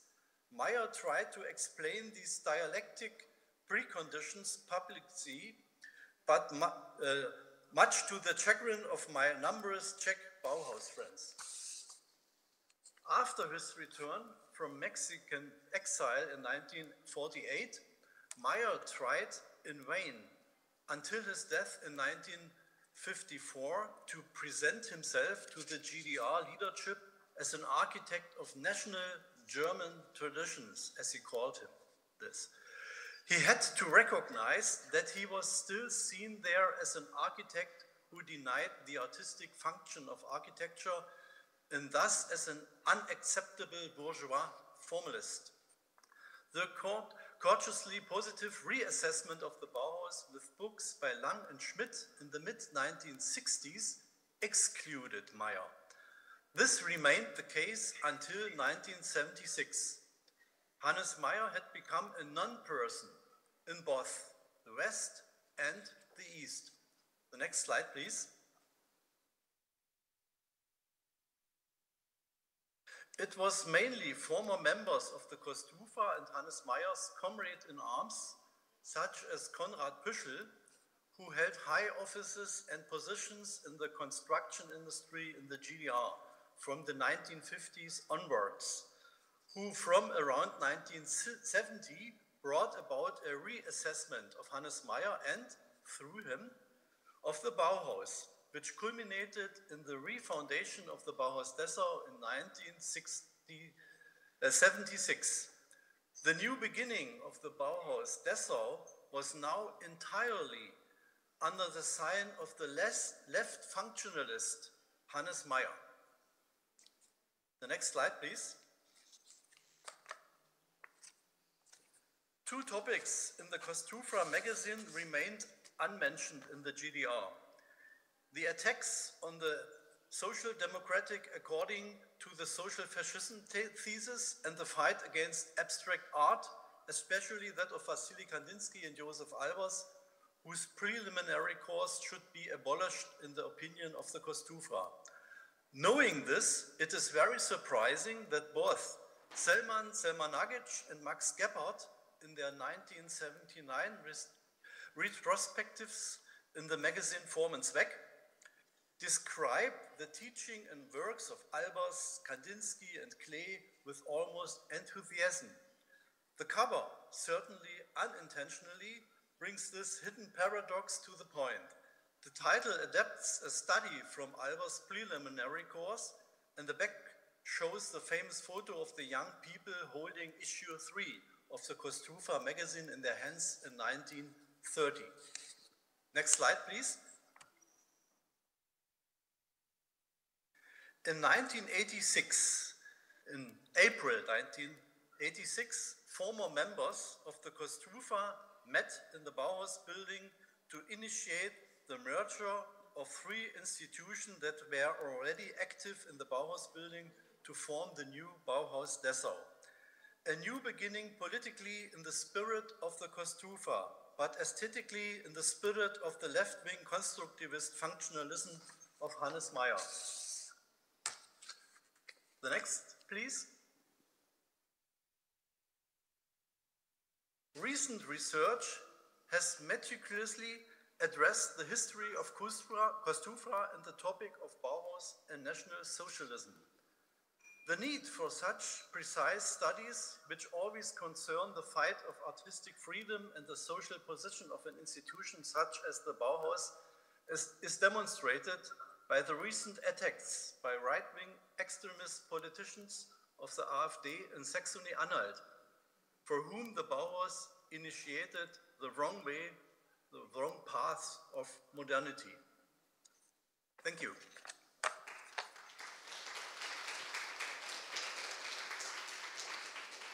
Thank you, Wolfgang. It was a great talk. I think that we have learned so much about your topic, and I really apologize all the technical difficulties as we were not able to manage it in a better way. Sorry for everything. The next talk will be also a technical challenge, and we will come back to you, Wolfgang, after 2 more lectures. Yes. The next lecture will be given by Megan Brandow-Faller. It was pre-recorded as, unfortunately, Megan had some personal difficulties, so she was not able to, she didn't manage to be like online during our conference. It's not online, it's pre-recorded. It looks strange. So Megan Brandow-Faller is a professor of history at the City University of New York, Kingsborough. And as you The female secession argues that the self-consciously feminine art produced by artists at the Viennese Women's Academy was an important contribution to modern art and design that has been ignored because of its embrace of the decorative arts in craft media. Constituting what critics liken to a female secession, this provocatively feminine women's art was a subversive feminist intervention in response to misogynist backlash against rising numbers of professional women artists. Secession Vienna's women's art movement deserves to be integrated into a lineage that includes 1970s feminist artists like Judy Chicago and Miriam Shapiro, and the contemporary craftivist movement. The secessionist valorization of the decorative is critical to my book, and these are some of the stars of the Women's Academy that we will meet soon. The secessionist valorization of the decorative, or the decorative and applied arts and handcraft, is critical to my book. The Vienna Secessionists were a group of modern artists breaking away from the Conservative Artists Guild to found a new league dedicated to creative freedom, originality, and artistic timeliness. Critically, secessionism did not imply any one aesthetic style, but an attitude of creative freedom and youthful rebellion. The Vienna Secessionist motto, "To the age its art, to art its freedom," emblazoned on its building's facade, exemplified this philosophy of creative freedom and contemporaneity. Critically, both in theory and in exhibitions, the secessionists placed equal weight on the fine arts of painting and sculpture and the applied arts or handcraft, that is, fields where artistic objects often served practical function in counter-distinction to painting or sculpture. Particularly the progressive Klimt group, or circle of artists around Gustav Klimt, believed that finely crafted furniture and decorative accessories could not only beautify everyday life, but usher in closer contacts between artists, craftsmen, and society, wherein art would permeate every aspect of daily life. This was part and parcel of their idea of the Gesamtkunstwerk, or total work of art, the idea of a perfectly coordinated, coherent aesthetic style unifying art, architecture, and design, from decorative accessories to objects of daily use. Led by Josef Hoffmann and Coleman Moser, secessionist artists founded the well-known Vienna workshops in 1903, a commercial design venture attracting the Secession's leading artists as collaborators, and which was dominated by women at the interwar period, many of whom were graduates of the Viennese Women's Academy, the focus of today's talk. Commencing production with metalwork, the Werkstätte expanded to encompass leatherwork, toy making, textiles, embroidery, fashion, and ceramics, many of which were fields which had, or came to have, particular associations to femininity. In the interwar years, the work of the Werkstätte's so-called crafty women, from the almost untranslatable German term Kunstgewerbeschule, was informed by contemporary movements like Expressionism, Cubism, abstraction, or primitivism, much like the primitivizing currents of folk and children's art informing the design of this chess set. But fundamentally, why was the Werkstätte's emphasis on applied art so critical to women and the women who were trained at the Viennese Women's Academy? Quoting feminist art historian Rosika Parker from her classic The Subversive Stitch, feminine craft-based genres like needlework were seen as, quote, mindless, decorative, and delicate, like the icing on the cake, good to look at, adding taste and status, but devoid of significant content, end quote. From the time of the Renaissance, clear hierarchical divisions emerged between fine and applied art, where an applied art encompassed craft, decorative art, and design. Prior to this, there was no clear-cut, value-laden division between the work of a craftsperson, making, say, a tapestry, or a silver beaker, than an artist making a painting. But it was precisely around the time of the Renaissance that the gendered hierarchy of the arts emerged, when the applied arts came to be seen as feminine, decorative, and inferior. To once again quote Parker and Griselda Pollock, quote, the sex of the artist matters. In this hierarchy, the arts of painting and sculpture enjoy an elevated status, while other arts that adjoin people, homes, or utensils are relegated to a lesser cultural sphere under such terms as applied, decorative, or lesser arts. This hierarchy is maintained by attributing to the decorative arts a lesser degree of intellectual effort and a greater concern with manual skill or utility. What is interesting about the artists in the female secession is not that they specialized in the decorative and applied arts, but they did so in a manner that provocatively subverted the established conventions surrounding feminine handcraft media, and experimented with similar ideas and movements as male artists working in the fine arts. The prolific textile designs of Maria Likard-Strauss, co-director of the Wiener Werkstätte's fashion department, experimented with similar trends to abstraction as contemporary painting, much like the geometrical designs informing this innovative genre of beaded glass purses. This boundary-defying decorative art is an important corrective to conventional understandings that abstractionism and other contemporary movements made few inroads into interwar Vienna, traditionally viewed as an artistic backwater, and showed that decorative art and design could think through contemporary movements in a similar manner as painting or sculpture. So this talk today examines the forgotten story of secessionist Vienna's women's art movement and the radical potential of women-only artistic culture, the Viennese Women's Academy, the Association of Austrian Women Artists, founded in 1910, and its radical offshoot, the Wiener Frauenkunst, founded in 1926. It tells the story of how the female secession reclaimed and reinvented the stereotypes surrounding women's art and the decorative. It tells the story of how, in attempting to dislodge fixed oppositions between art and craft, decorative and profound, and ultimately what was assigned as masculine and feminine in art, the female secession foreshadowed themes in the better-known explosion of feminist art in the 1970s.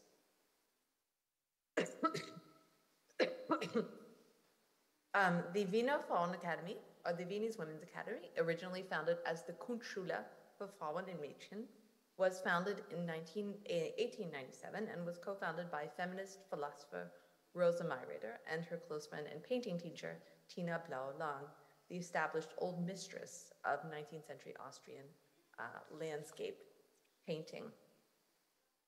Especially in its early, most dynamic years, from 1897 to 1908, the Frauenakademie pioneered a progressive anti-academic curriculum that sought, in line with secessionist idealism, to demolish artificial boundaries between art and craft and limiting disciplinary specializations. Privileging radically permissive teaching methods centered on students' individual needs and abilities, the school drew no hierarchy among or between its courses in painting, sculpture, and the decorative arts. Rather, instead, it stressed creative experimentation and individual expressivity.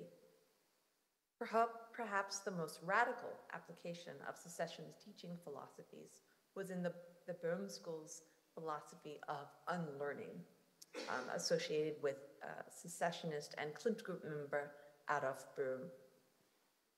So the philosophy of unlearning is associated with a renunciation of traditional prescriptive instruction and is best defined as a deliberate break with received traditions of accumulated skillfulness. Partially derived from reforms in early childhood education, Brno's method of free expression were designed to free students of prior knowledge, guiding them to release their innermost creative urges through recourse to handcraft media. And here we can see a self-portrait produced by one of the most famous members of the Brno School, often likened to a female Josef Hoffmann, Fanny Haflinger-Zatsuka. The Brno School made vital contributions to the field of ornamental Flächenkunst, or surface art, an experimental field of abstract surface decoration of utmost importance to the artists and critics of the Kunstgroup. Works by Brno School artists were published in Versachrum, as shown here, as well as in the experimental graphic portfolio Die Fläche, and enjoyed notable success in important Kunstgroup ventures like the 1908 Kunstschau and 1908 Emperor Homage Parade. Artists connected to the school became the Wiener Werkstätte's most celebrated interwar designers.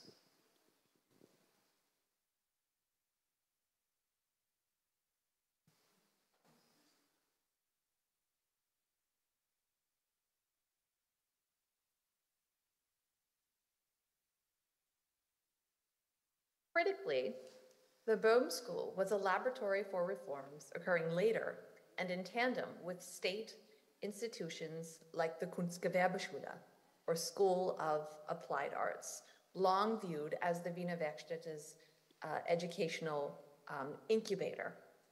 The school's new director, Baron Felician von Mirbach, together with fellow secessionist Josef Hoffmann, Coleman Moser, and Alfred Rohde, reoriented the Kunstgewerbeschule's curriculum after 1899 away from historicist design models towards a reformist curriculum based on studies from nature, multidisciplinary experimentation, and the integration of design and execution, theory and practice, and ornamentation and function, according to the principle of workshop instruction.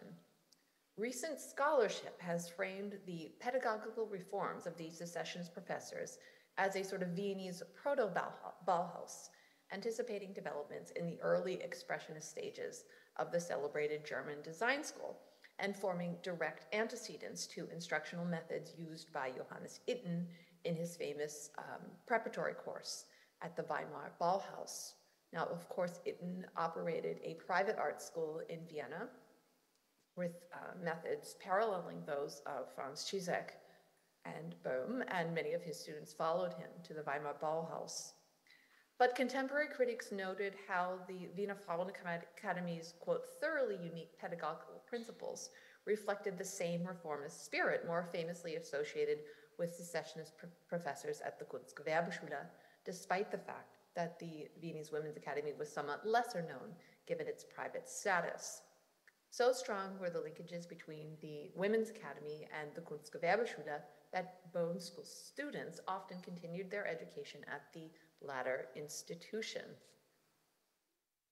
Even as the Wiener Frauenakademie gained increasing acceptance in secessionist Vienna, as marked by its landmark participation in the 1908 Kunstschau exhibition and in important Wiener Werkstätte exhibitions, the Academy was gradually co-opted by conservative anti-secessionist faculty members.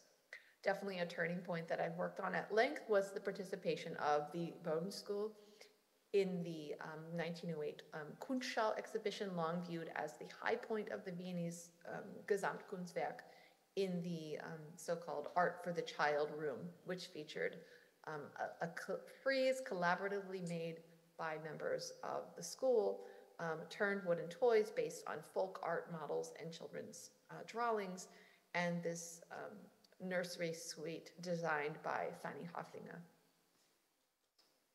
So opposing the secessionist valorization of the decorative, anti-secessionist professors recast the Women's Academy, once associated with progressive philosophies of unlearning, as a supposedly separate but equal facility, catering to a distinct Frauenkunst, or women's art, expressing natural difference. That the decorative arts came to occupy a patently inferior status in the hands of the Academy's new conservative leadership suggested how far the institution had diverged from the secessionist idealism informing its founding mission. Part of the struggle to gain recognition were the politics and connotative resonances surrounding the institution's name. Originally founded by the Verein Grundschule für Frauen und Mädchen, or the League Art School for Women and Girls, a title reflecting the humbler connotations of the term Schule, or school, which was the same term used for primary schools, vocational schools, or trade schools. The institution was often informally referred to as Vienna's Damenakademie or Frauenakademie, particularly after the 1918-1919 introduction of state-subsidized and state-accredited courses in academic painting and sculpture. The name of the school and supporting league was officially changed to, as shown in this logo here, Wiener Frauenakademie and Schule für freie und angewandte Kunst, later in 1925, when the Ministry of Education approved revised statutes declaring the institution's status as a university-level institution of higher learning, or Hochschule, implied by the more prestigious Akademie title. This is a very complicated institutional move because, in a very real way, the fact that the Wiener Frauenakademie operated as a state-accredited, state-subsidized academy with state-accredited courses in academic painting, it became a convenient excuse to continue to bar women from the quote-unquote real state academy on the Schillerplatz, as they were admitted very late in the 1920-1921 school year. So particularly important to the Viennese Women's Academy is the radical women's art collective, the Wiener Frauenkunst, founded in 1926, which drew its membership base from Women's Academy graduates and largely from the women artists and craftsmen who dominated the interwar Wiener Werkstätte. Led by Fanny Hofflinger, already a young star and protege of the Klimt group around the turn of the century in the 1908 Kunstschau, the Wiener Frauenkunst championed the Klimt group's philosophies on the equality of art and craft and the provocative idea of a separate feminine aesthetic and women's natural connection to the decorative, but in a way that subverted the gender-specific ideology, slotting women into the applied arts in the first place. Linking interwar Austria's most radical women painters, architects, and a younger generation of artist craftswomen, Hofflinger and her new league strove to define women's art on their own terms, unconstrained by the gendered dialectic surrounding ideas of women's art. The Wiener Frauenkunst had a significant Jewish membership base, around a third, and strongly represented the dynamic experimental artist craftswomen dominating the interwar Wiener Werkstätte, who were the subject of the landmark retrospective at the Museum of Applied Arts in Vienna quite recently. In this exhibition and catalog, we witnessed the remarkable cross-pollination that flowed between high and low forms of expression, whereby Wiener Werkstätte textiles, themselves informed by folk art and expressionistic currents, informed the Flächenkunst backdrops of Klimt portraiture. The experimentation characterizing interwar Austria's decorative art scene is a direct result of the experimental methods used at the Viennese Women's Academy, and can be directly attributed to their delayed women's delayed admission to the Austrian Academy of Fine Arts. This integration of influences from Expressionism, Cubism, abstraction, and primitivism into the applied arts, because women's fine artistic ambitions were funneled into the applied arts, so to speak. The ceramic work of Wiener Frauenkunst member Hertha Bücher reflected Cubist and Expressionist design principles. Her characteristic broken-through style of pottery favored jagged edges, sharp corners, and large areas of hollowed-out spaces, not unlike the rough lines of Expressionist woodcut prints. Entirely untrained as a potter, the ceramic work of Wiener Werkstätte and Wiener Frauenkunst member Hilde Jesser-Schmidt exhibited complex formal structures and painted decoration executed in the same Rococo primitive style as other media. In its deliberately flattened qualities, the vegetal ornament of her serially produced 1921 vase reflected Cubist design principles married with the aesthetics of children's drawings. Critically, the Wiener Frauenkunst used perceptions of women artists' suitability for the applied arts to pry open the masculine field of architecture. In a series of woman-centered architecture and design exhibitions, Wiener Frauenkunst members exhibited model interiors integrating painting, sculpture, and decorative objects into total aesthetic environments. These interiors contested the ways that modernist architectural theorists associated with the streamlined machine aesthetic or international style were pushing the decorative and the handmade to the margins of modernist value systems. These were ideas that originated in part with Adolf Loos. They were also contesting how architectural discourse tended to tether the new woman, die neue Frau, to the Neues Bauen movement. Instead, these exhibitions represented an effort to link the new woman to a more decorative, alternative form of modernism.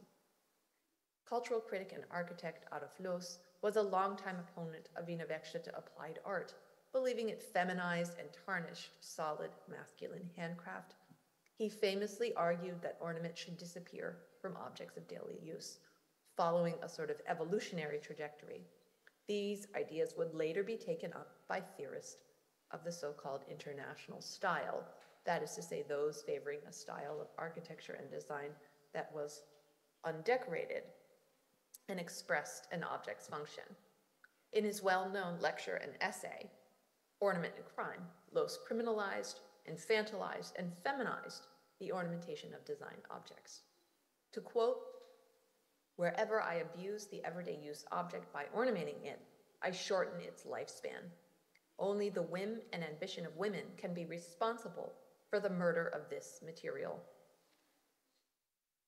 Largely products of the Viennese Women's Academy, Wiener Frauenkunst members contested these ideas both in theory and practice via essays, article, and radio broadcasts, not only exhibitions, and led a woman-led crusade to reinsert decoration, domesticity, and hominess back into modern architecture against the grain of overly sober or sachlich interiors that were so functional that they were as sterile as hospitals. Exhibitions like The Picture in the Interior and How Does the Woman See continued the Klimt Group's emphasis on spatial art and model interiors, but with a special feminist crusade to rehabilitate decoration. Wiener Frauenkunst president Fanny Haflinger-Zatuka argued that the modernist living machines placed a virtual ban on pictures, decorative art, and handcraft, and hardly provided for their inhabitants' psychological needs. The spirited organizer encouraged exhibitions' female visitors to demand something higher from the home than rational engineering, a comfortable but artistic domesticity providing for residents' well-being and renewal.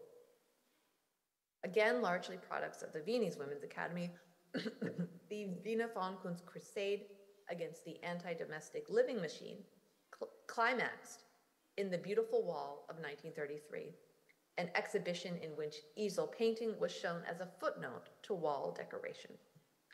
As Haflinger-Zatuka charged, we created the ideal of the blank, unornamented wall, but this alone does not satisfy the need for fantasy on the part of inhabitants who do not want to constantly be in the purpose-driven space of a sanatorium.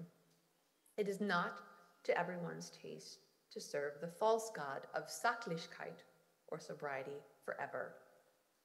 So thank you very much for the chance to present today. This was a very brief look at the curriculum of the Viennese Women's Academy in its early years and its connection to the radical women's art movement and the Wiener Wächter of the interwar years. Thank you so much. So thank you, Megan. Even though she can't hear us, we can appreciate her talk. And let's move to the last part of our presentation, and that's, it's a great pleasure for me to introduce Stefan Moritsch, who is a professor, who is a product designer and professor at the New Design University in St. Pollen in Austria, where he has been head of the Manual and Material Culture course since 2013. In 2022, he founded the Institute for Design Education in Austria. His presentation is a joint project with Julia Pintsuk-Christof, who is a sociologist who works as a researcher at the same institute, as far as I understand it. So please welcome, and the floor is yours. Thank you so much. Thank you for the invitation. Thank you for the inspiring lectures during the last 2 days, and thank you to Julia. I think she's joining us online, for your continuously contribution to our research. At first, I want to apologize that I have to read the most parts of my presentation. I would prefer to speak freely, but I fear my English is not fluent enough. So, what am I talking about? Becoming a producing designer, design education at the transition from academia and craft. The bachelor program, Manual and Material Culture, was launched in autumn 2013. The owner of the New Design University, the Lower Austrian Chamber of Commerce, wanted to offer a university program to people with a craft education. It's not really new, as we heard during the last 2 days. As it is possible to study at an art university in Austria without the school-leaving certificate, if you have an artistic aptitude, which is determined as part of an entrance exam, it is possible for craftspeople and skilled workers to start a university degree program directly on the basis of their specialized training. For those students who have no previous training in a skilled trade, and this is today by far the majority, the promise is made to combine skilled trade and academic training, specifically a crafts education as carpenter, metalworker, or ceramist, to accompany a full-time bachelor degree program. But can you really learn a trade this way? 1 day a week, 12 to 14 times a semester? Seriously, of course not. I very quickly realized that the credibility of the degree program is largely measured by a serious approach to the skilled trades. In addition to very practical hurdles such as timetabling or the difficulty of finding internships for students in craft businesses, we have also encountered resistance from traditional educational institutions in both higher education and vocational training when trying to combine craft training and studies. On the one hand, traditional academia is afraid of undermining its status as the highest tertiary level of education by integrating too much applied and practical training.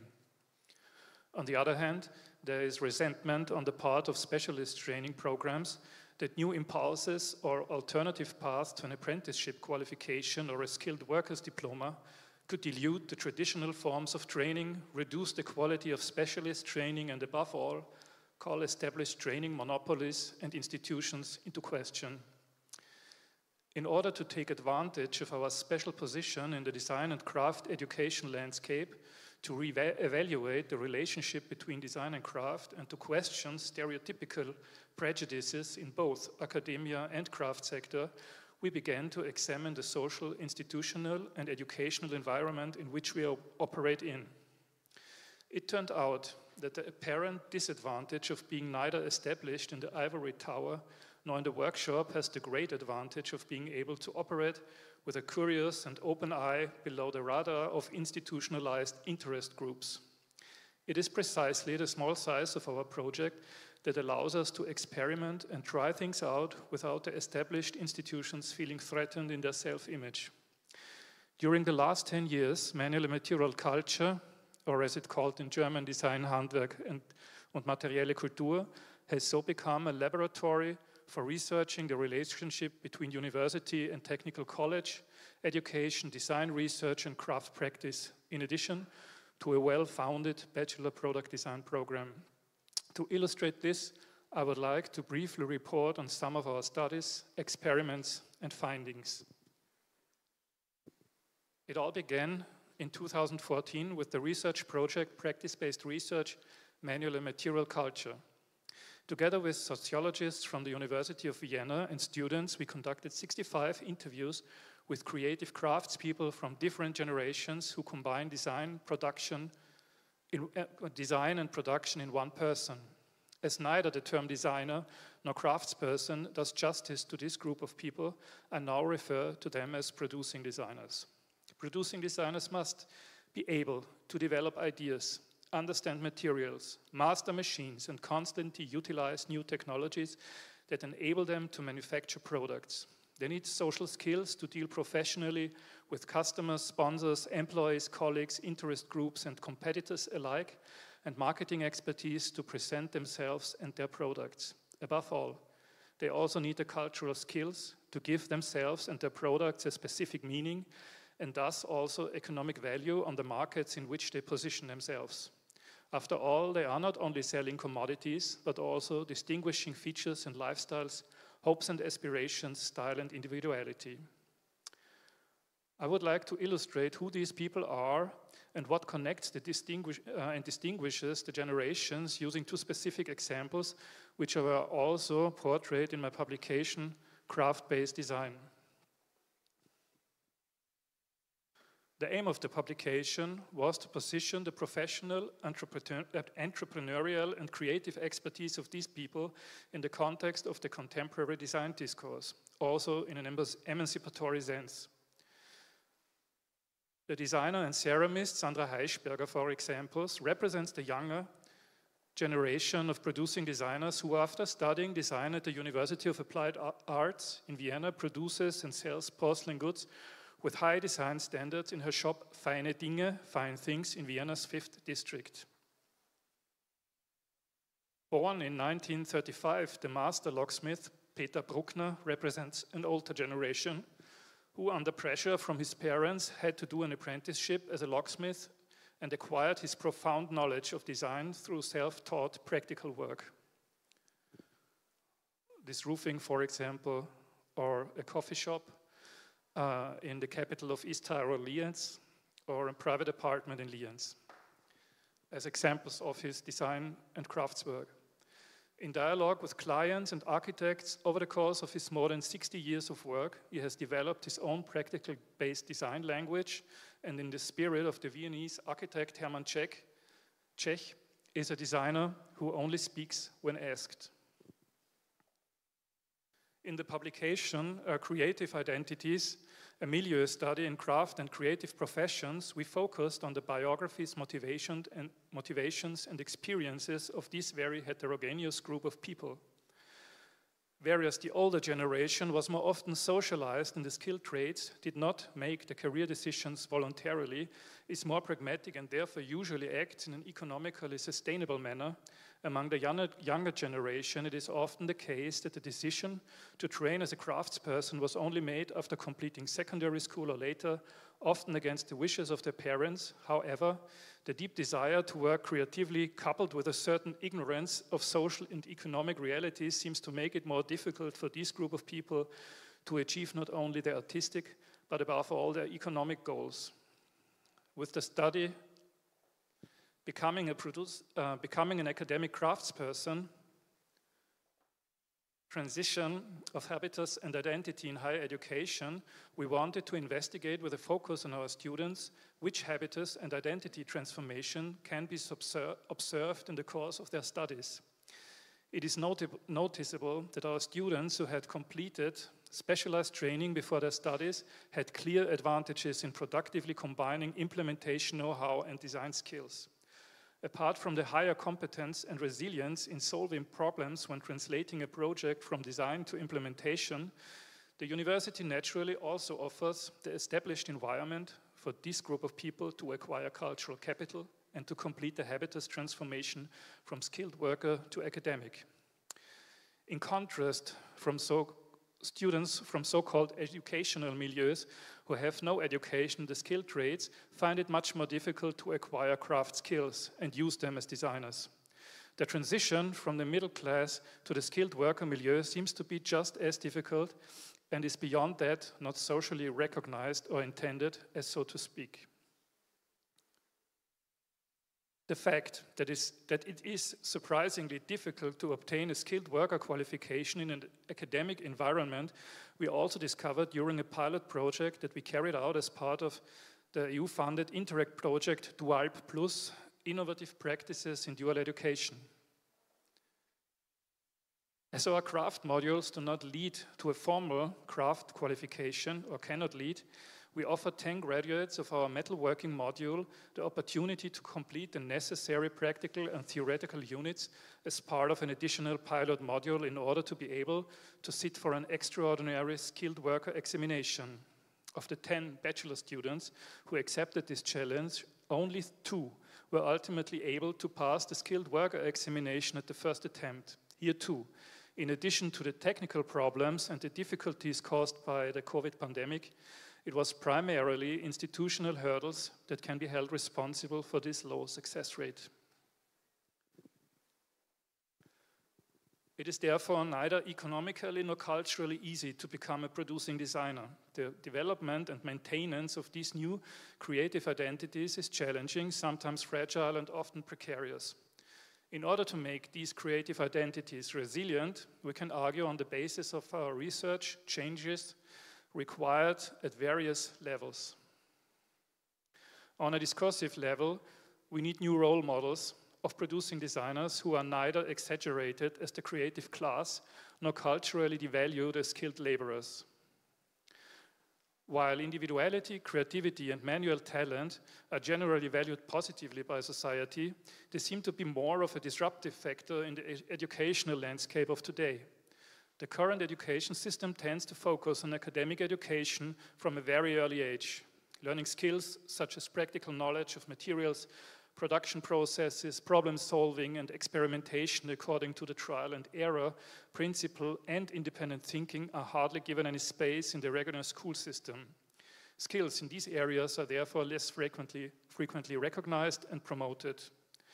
In many cases, both at school and at home, especially in urban areas like Vienna, the following still seems to apply. Only those who are too stupid for grammar school will do an apprenticeship.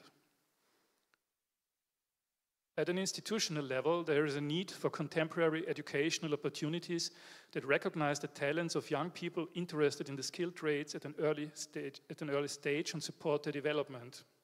The drive towards higher education is not only based on the discursive de-evaluation of craft skills, but also on the apparent finality of a decision in favor of a career in a craft, according to the still widespread, in my eyes, mistaken belief with a high school or university degree, you can still do anything later on. On the other hand, people who want to take a different path, for example by studying, to enter a trade or manufacturing profession, encounter massive hurdles at the institutions that give them the formal authorization to carry out these activities. Their institutional representatives often fail to recognize that social and technological change cannot be achieved by restricting access to the economization of new creative economy models, but must be seen as an opportunity to enable new, sustainable, and future-proof developments in our working and living environment.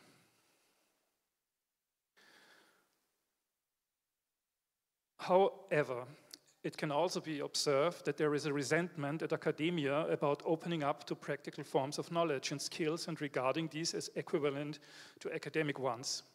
We are therefore convinced that greater institutional openness and permeability is required in order to promote the development of a new generation of creative and productive designer identities.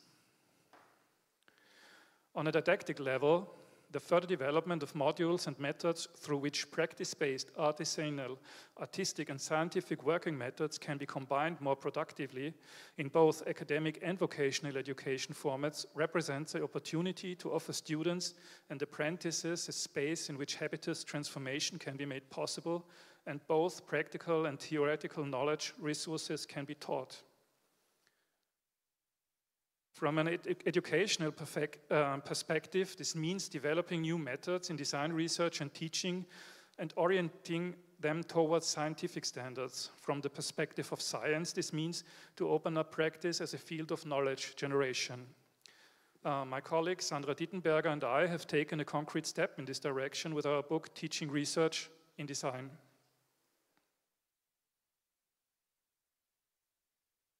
From the observation that our students realize both applied projects such as furniture and also work experimentally, for example, in the development of materials, and our need to define a clearer framework for the relationship between design, craft, and research, we decided to develop guidelines for both approaches, applied and experimental, which should make it easier for them to work methodically and in accordance with scientific standards.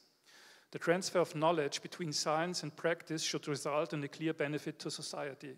Presenting the use of tacit knowledge and applied research processes to a scientific audience would make it possible to expand the catalogue of scientific methods for both basic and applied research with the aim of making the experimental innovation potential of craft practice accessible for research. Expanding the catalogue of scientific methods to include procedures based on experimental research practice in the context of design and craftsmanship would open up innovation potential for both basic and applied research and build new bridges between design, production, and research, as well as between society and science. As part of our teaching and research activities in the bachelor program Manual and Material Culture, we have been combining design, implementation, and research expertise at the interface between academia and craft for over 10 years now.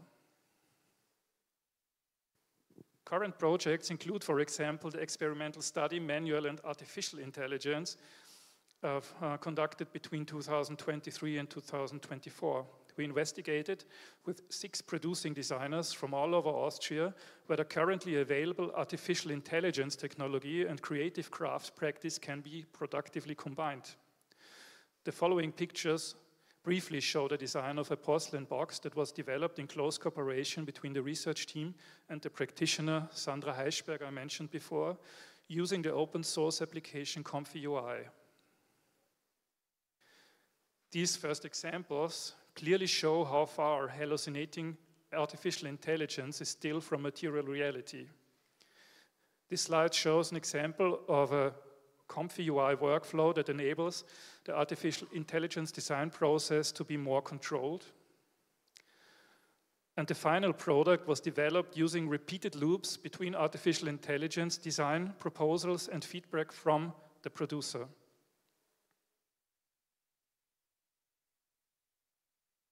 So I just briefly mentioned this project because there is not much time.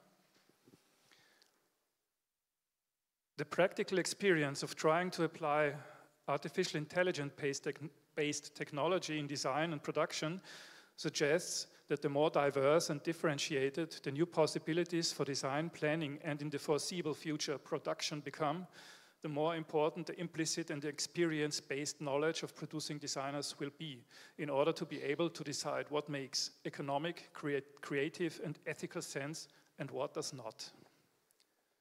Additionally, non-academic formats, such as the Peter Bruckner Prize, named after my father-in-law, which are initiated in 2022, and which sees itself as an interregional platform, are also essential for reflecting on innovations in the context of design and production and transformation with practitioners, designers, and scientists. In line with today's understanding of the discipline of design, the concept of innovation is defined very broadly and can be understood as a creative, technical, economic, as well as social and organizational innovation.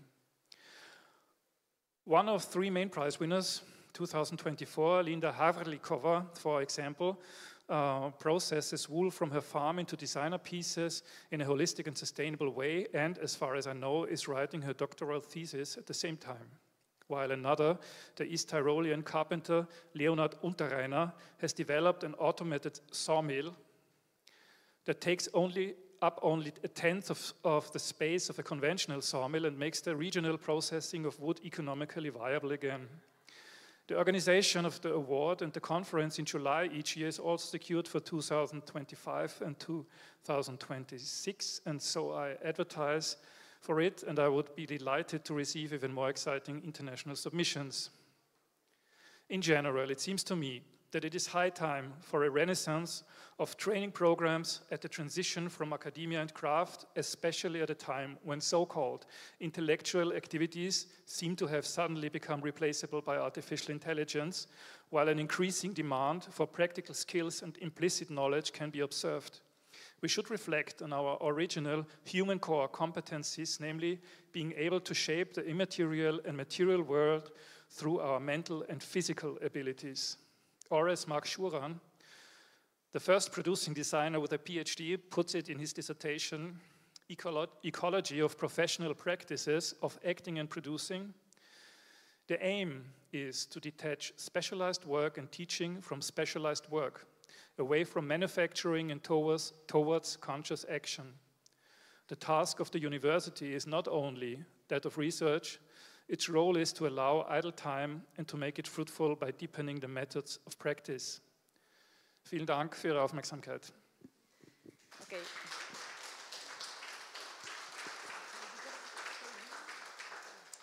Okay, thank you very much. I think that this talk brought us back to the present conditions we are dealing with. Welcome, Wolfgang, welcome back. We can see you and hear you, hopefully. And I will open up the discussion because we are in a slight delay. So, is there any question for Wolfgang or for Hans Stefan? Or maybe a comment to a talk given by Megan. It's up to you.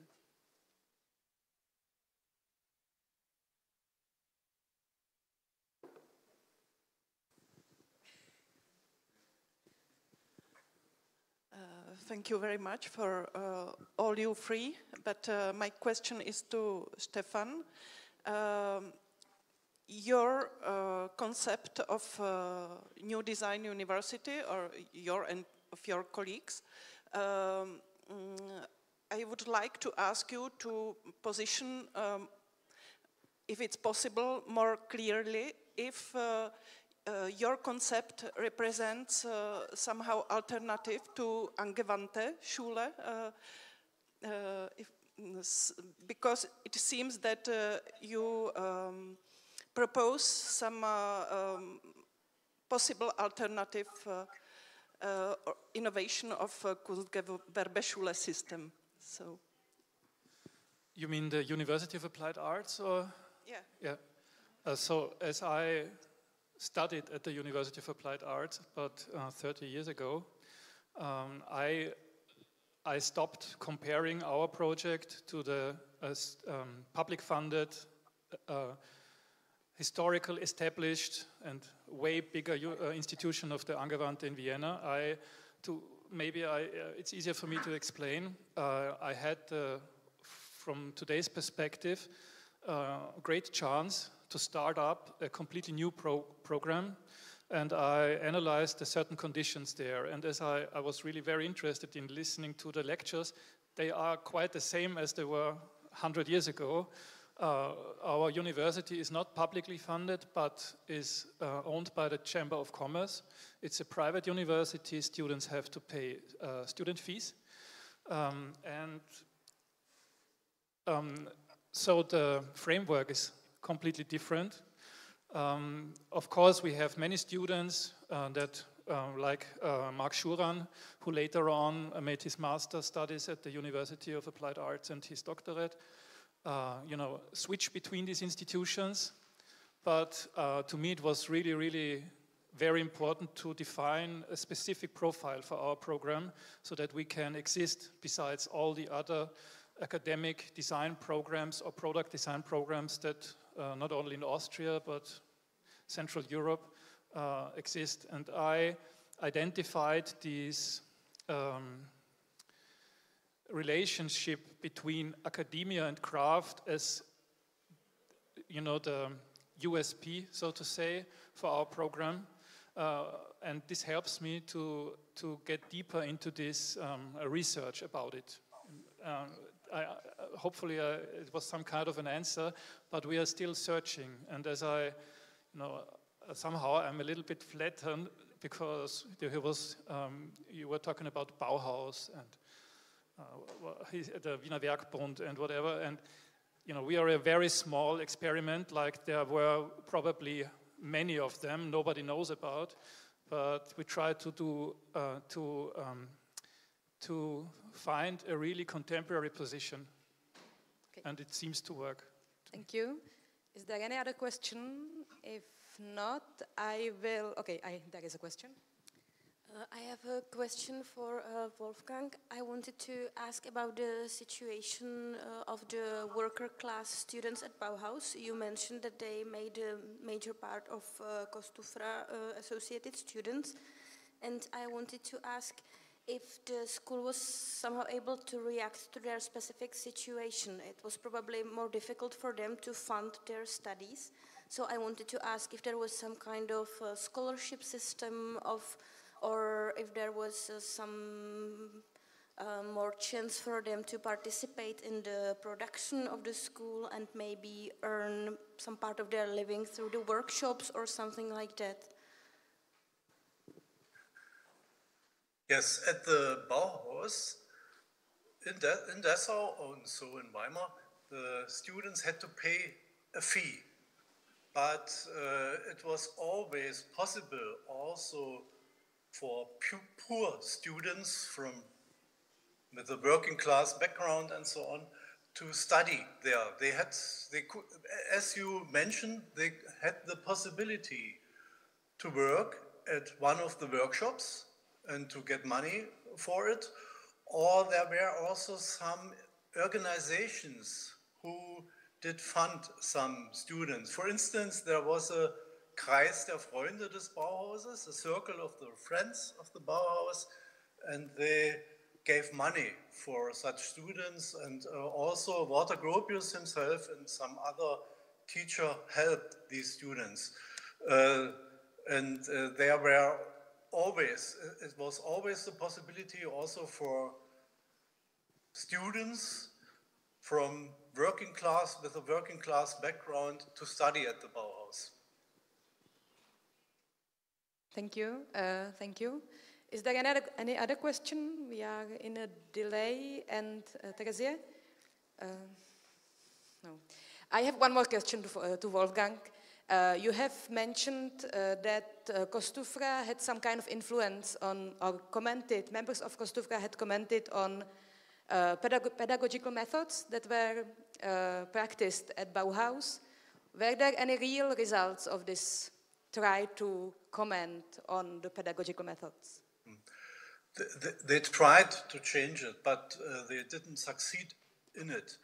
But it was possible, especially in the urban planning studies by Ludwig Hilbersheimer, to make plannings for so-called socialist cities. This was possible also in the times of Ludwig Mies van der Rohe.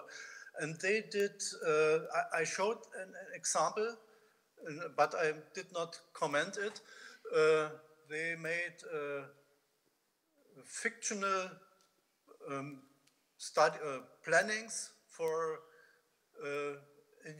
new cities, for workers, with all the things belonging to it, from theater to kindergarten and so on and so on. And they organized this in groups, in collectives, and some of these, nothing of this was realized, but it was very influential, especially in the days after 1930, in the lessons given by Ludwig Hilbersheimer. And some of these projects were shown as part of the German part of the CM Congress in 1933.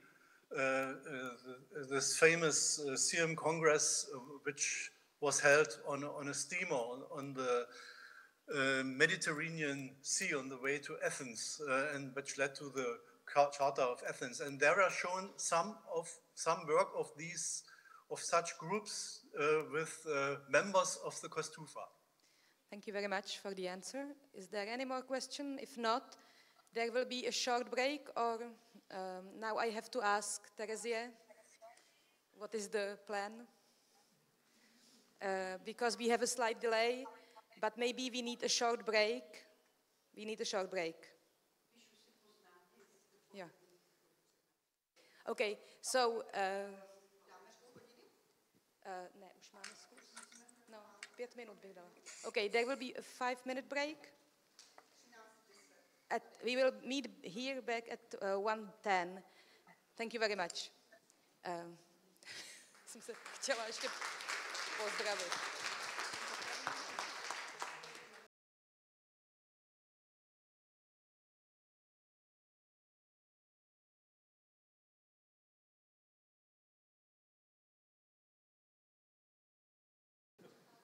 Tak jo, tak začneme.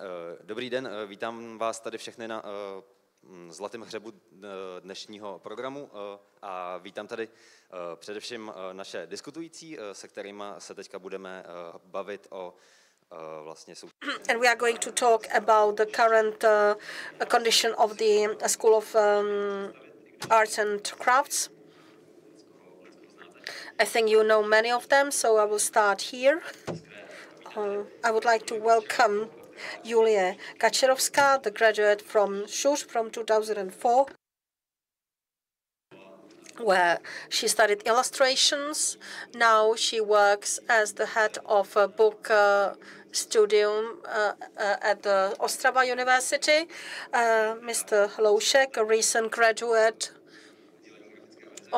from graphic design at ŠUŠ.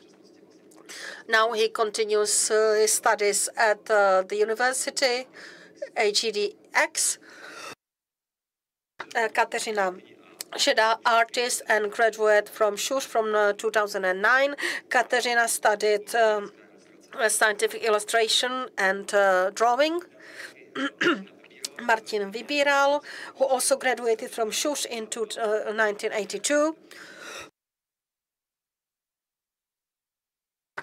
A teacher at ŠUŠ and head of the Department of Photography. This is where he studied.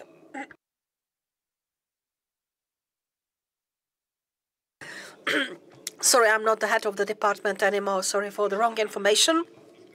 And Filip Dufek, I hope he is still the head of the Department of Game Art, which is one of the latest courses at the School of Arts from 2021. So this brings me to the end of my introduction. So now the discussion will be such that I have 4 areas to discuss. I will always ask a question or a set of questions, and I will ask all the speakers to briefly comment. So this will be 1 hour roundtable, and then we will open up the forum and the audience can get engaged in the discussion. I would like to present each of the sessions with a quote from the first annual report of ŠUŠ from 1920-1925. So this should somehow be like a motto for the topic to be discussed in each of the sessions. So of course, these problems are specific for that time, so hopefully I will create a bridge to the current situation and bring us to the end of the century. So I will quote from the annual report from the former director, Mr. Shochor. School doesn't want to educate artists, but craftsmen who are creative, who can master the techniques, and who can prepare all the preliminary and auxiliary work required for the craft. So this is the starting point, and I would like to reflect on the relationship between the free and applied arts. Those of you who were here yesterday know that this is a topic that is resonating since the very start. So I wonder what was and what is the ratio between the free and applied arts at SCHUSS and the relationship between free arts, crafts, and design. So if you are aware how it has been transformed, how the institutions have been transformed with respect to all these terms. So crafts, industry, art and design, they of course appear and how they change over time. So now I would like to ask each of you to comment on this, because of course we will hear various opinions on this topic.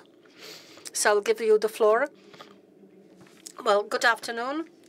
I think that this is more a question to the contemporary teachers, to the current teachers, those who are closer to the current situation at the school, because I graduated 20 years ago.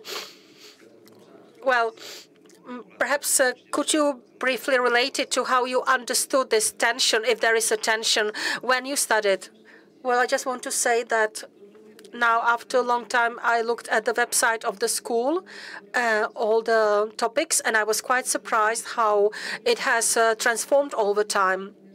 How many design studios there are there now, and there are still the traditional crafts, free disciplines like painting, photography, illustration, what I graduated from, so I can see the follow-up. I fully understand the need for the change, because of course the times are changing, we have new technologies coming in, and of course this requires the transformation in the teaching methods. I also believe that the relationship between craft design and free arts, this is all interconnected. It's not that they are stand-alone disciplines. So each of these disciplines includes free art and crafts as well as design, but of course it various proportions. Thank you.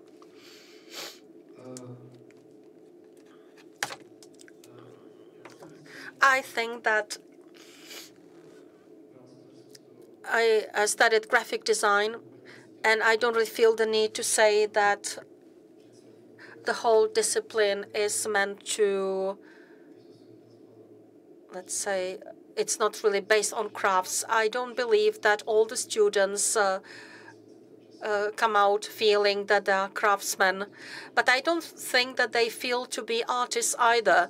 I believe that the form, how the school is guided, the teachers are more like guides rather than looking for and highlighting mistakes and trying to shape us into a new generation of craftsmen working for corporates.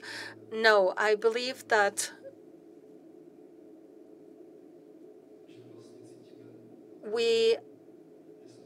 I feel to be a designer in my field, but I wouldn't say that I feel to be a craftsman or an artist. Well, I understand. Thank you. Well, I can only speak from my point of view from the time when I studied. I am not really actively in touch with the school. When I studied, I wasn't really interested in this topic. We did not really deal with it. I thought that every topic at the school could be requires people who are active, who are interested, no matter if it's a free artist or a craftsman. I think that even my schoolmates didn't deal with that. So I agree. I feel that my teachers were like guides, and I had the same situation at university, and these teachers were trying to boost the individualities so that the students would find out themselves what to do.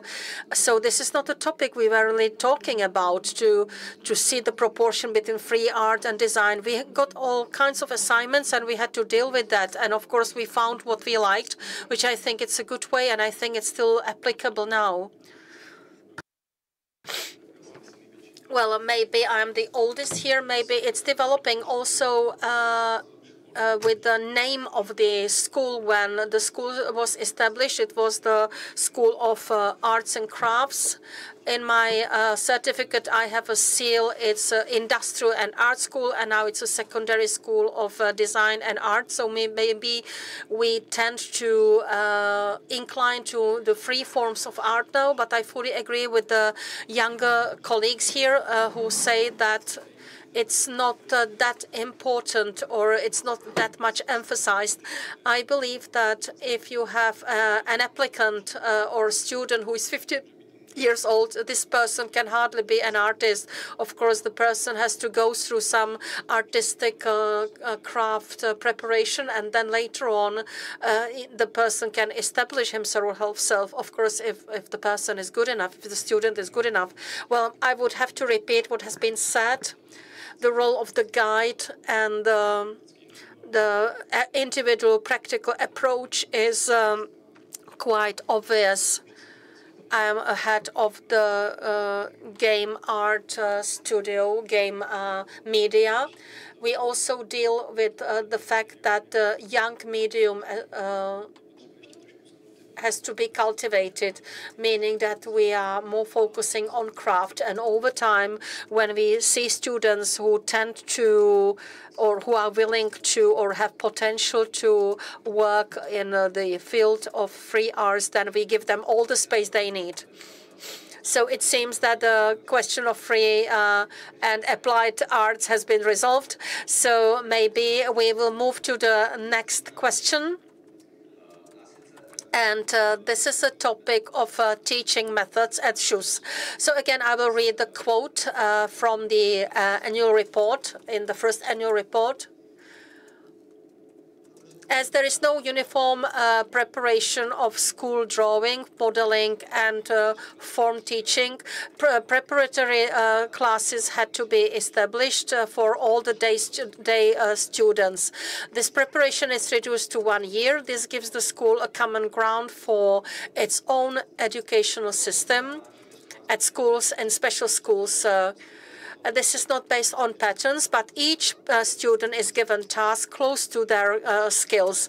The individual is not taken away from their crafts, and other students have an overview of the other students' work and get an idea what each of the craft needs in terms of modeling and drawing. This is important in the current work when often cooperation of several crafts is required. So this is a quote from the annual report, which is 100 years old. So my question now is again to all of you. What teaching methods do you apply as teachers? What are those that you have encountered as students? And what methods you find good and that you could not really, or those that you would do without, so to speak. So I will give the floor to you.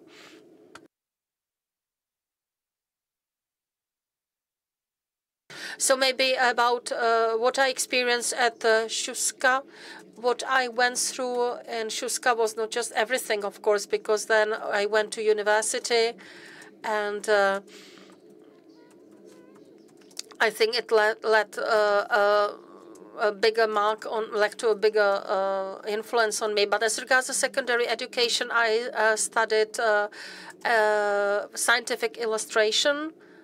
Just to give you an idea, it was in 2000 up to 2004, and this was a time of the ending era, and something else was emerging. But maybe it started slightly after I graduated. So I would say that this was an era which was quite bohemian. Let's say we had great freedom in terms of our field, but of course, new generation was slowly, new generations of teachers was coming in, coming up with different views, points of view. So the approach was dual. The older generation of teachers, it was more about free approach, and at the same time, they have great experience, and the younger generation of teachers coming in with a stricter form, which of course had its results and benefits. So as regards my teaching career, I think that to a certain extent, this is influenced by the fact that I studied visual arts. My professor was Professor Kotzmann, who had a very strict approach. So I don't want to say that I'm terrorizing my students, but I think that this is a combination of both these words. So I'm trying to create positive environment, let's say almost a family type environment based on a close relationship with the students, but at the same time they get lots of assignments and they are required to be quite active within defined periods of time. And our studio, this is a book design. We basically combine all the three parts we've been talking about, so crafts, design, and free arts.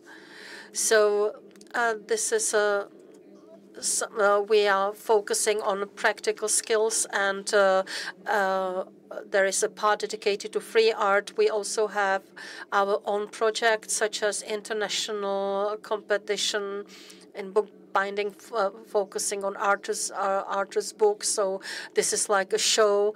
We have our own website where students contribute with their papers.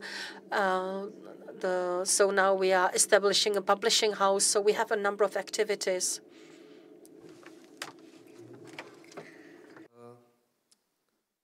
Já jsem se setkal s metodami výuky na střední škole Vlastně když jsem nastoupil do prvního ročníku, tak mně přišlo, že celá výuka byla založena na individuálních zadáních a jejich plnění. Ale vlastně po roce studia jsem si uvědomil, že moji pedagogové mě neříkají, co mám dělat, ale říkají mi, jakou technikou bych to měl zpracovat.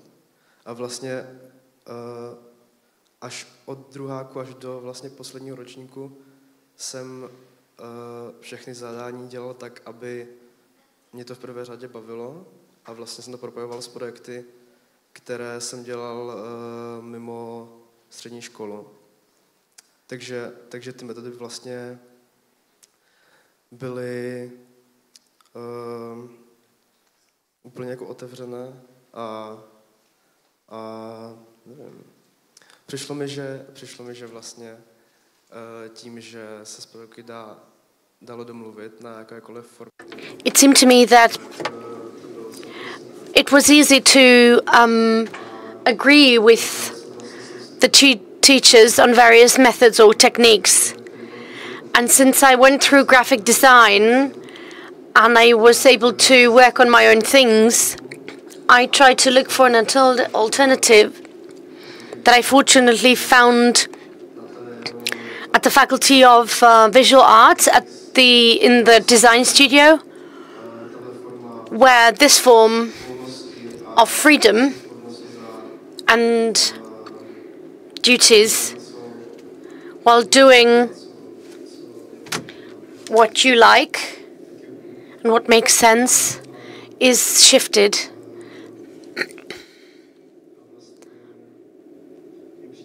It seems to me that such forms of, there could be more of such forms of teaching. The forms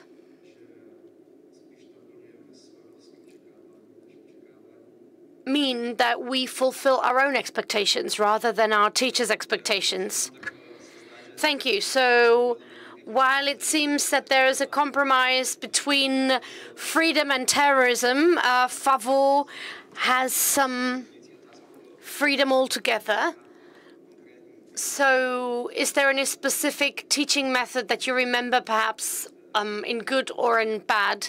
Could you please perhaps mention it so that we can speak about more specific things? So about the next one. I've been most influenced by two teaching methods. The first one being that when the teacher has not come and we found them drawing by themselves and we couldn't find the teacher and they were just sitting and drawing something, and then they appreciated us by sharing his colored pencils with us. And I thought, like, how is it possible that he stole the time for himself and the passion for something that they've been loving all their life was the main teaching tool. And the second was that they were able to create an environment where my co-students were the other teachers. And that's actually more like university. So you look around what the others are doing, but it can help you also in order to realize what you do or what you shouldn't do because the others are doing it. So it's a simple tool, and these are key. Then it's certainly also traveling abroad. I don't know if it works today, but we went for week-long trips to France or Italy. I'm a daughter of workers, workers, and when I go to Venice, I don't go to the Biennale, I go to see Tintoretto. The negative side of the things, that was part of the question, was that I hated drawing figures, and now I appreciate I did it. I would introduce it everywhere. It was a huge drill then. We were basically doing it every day and even evenings, sometimes even at night. That we had blocks of drawing through the night. And I was wondering whether such masochist methods would work, and I'm still grateful for this today. I think it's quite a key thing. And with the arrival of IT, this is still a tool that makes sense. But at the same time, I think that it's quite a problem when this thing is only taught by one person, by one teacher. It's certainly not a criticism of my teacher who taught me drawing, but I think a student at secondary school sees a teacher as a god, and they think that whatever the teacher says is true. And I've spent a substantial part of my studies at the academy to unlearn things that I've been told as a young pupil that I should do. As in focus on both hands being the same length and the head has to be in ratio to the body. I can define the figure based on background or the ratio. And I thought Vladimir was speaking in a completely different language to me when I was in first year at the academy. So when you have drawing, for example, which is like a key tool now still, you should have a chance to encounter more teachers and connect the circumstance. We tried individual tasks, but I didn't try any painting. I didn't try any photography, and I would have appreciated that, but it never happened. It does work today, but this is something that, you wanted practical examples that I missed. Okay, it seems that the space between freedom and terrorism is filled in by passion. And at this point, I would like to ask you as current teachers to reply to what you've heard so far. I'd like to emphasize that it's extremely important when the teacher is active in the area that they teach and that they are actively involved. That's very, very important. It's an inspiration for the students, undoubtedly. When it comes to teaching methods, I will speak about photography a little because I understand that the best. When a group of new teachers arrived at the school after the revolution, we took over some of the plans that we took from the previous teachers, Vladimir Diaz or Vladimir Žilický. So Director Žilický and the head of the department had taken over methods from the Film Academy, and we followed up on that. But currently, this has changed significantly because new technology has arrived, digitization, etc. So the changes have taken place. Could you perhaps briefly characterize some methods and how did you adjust them? Well, digitization has meant that we have simplified some things. My archive has been good. There were not as many works, but were still based on these ones. So there have to be more tasks because digitization makes it that way. Photographic design is new because Mr. Varuška is teaching also editing. So it's been extended. The spectrum has been extended. I teach game design, which means it's a medium that is quite new. And in this sense, we haven't been able to take over any teaching methods from anyone. We had to create our own. And from what we've been able to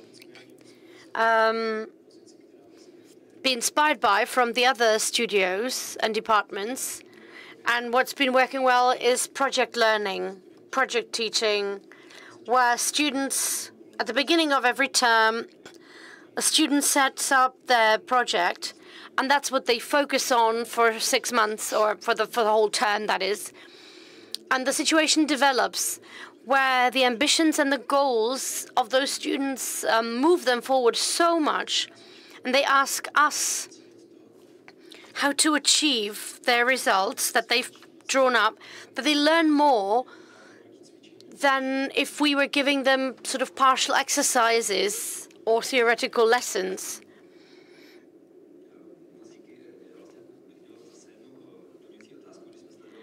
I have another extra question. What to do if passion is missing? What to do when you were dealing with sort of the lack of motivation among teachers? It's difficult then. From the student's point of view, there were some deadlines, and you just had to fit in. You just had to deal with it. Otherwise, you couldn't have continued. In the position of a teacher, it's difficult to find motivation where it's lacking. I try to motivate my students by my own example, with an activity or some energy. It doesn't always work. And I try various experiments, but perhaps it's not even fit to be published. It's a constant search, really, because you really have to pay attention and be careful not to lose the motivation yourself when things just somehow don't move ahead. It's tough to keep your own motivation. But so far, I've been doing relatively okay. Other than that, I don't have any other recipe.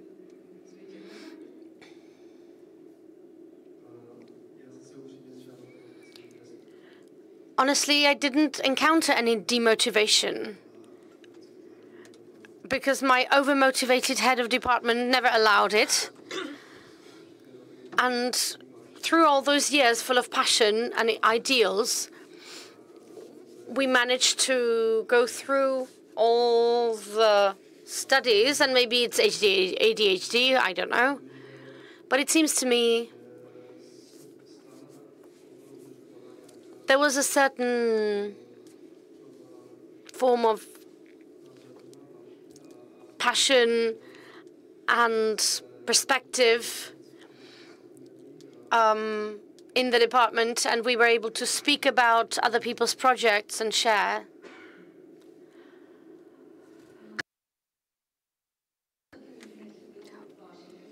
Well, I never lack passion, so I was quite surprised that during holidays I was the only one who was really doing something.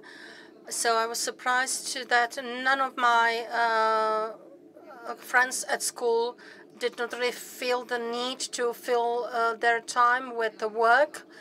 So currently I'm struggling with that with my daughter, who is 16, and she also studies arts. I think she is quite gifted, but she doesn't know why she should do it.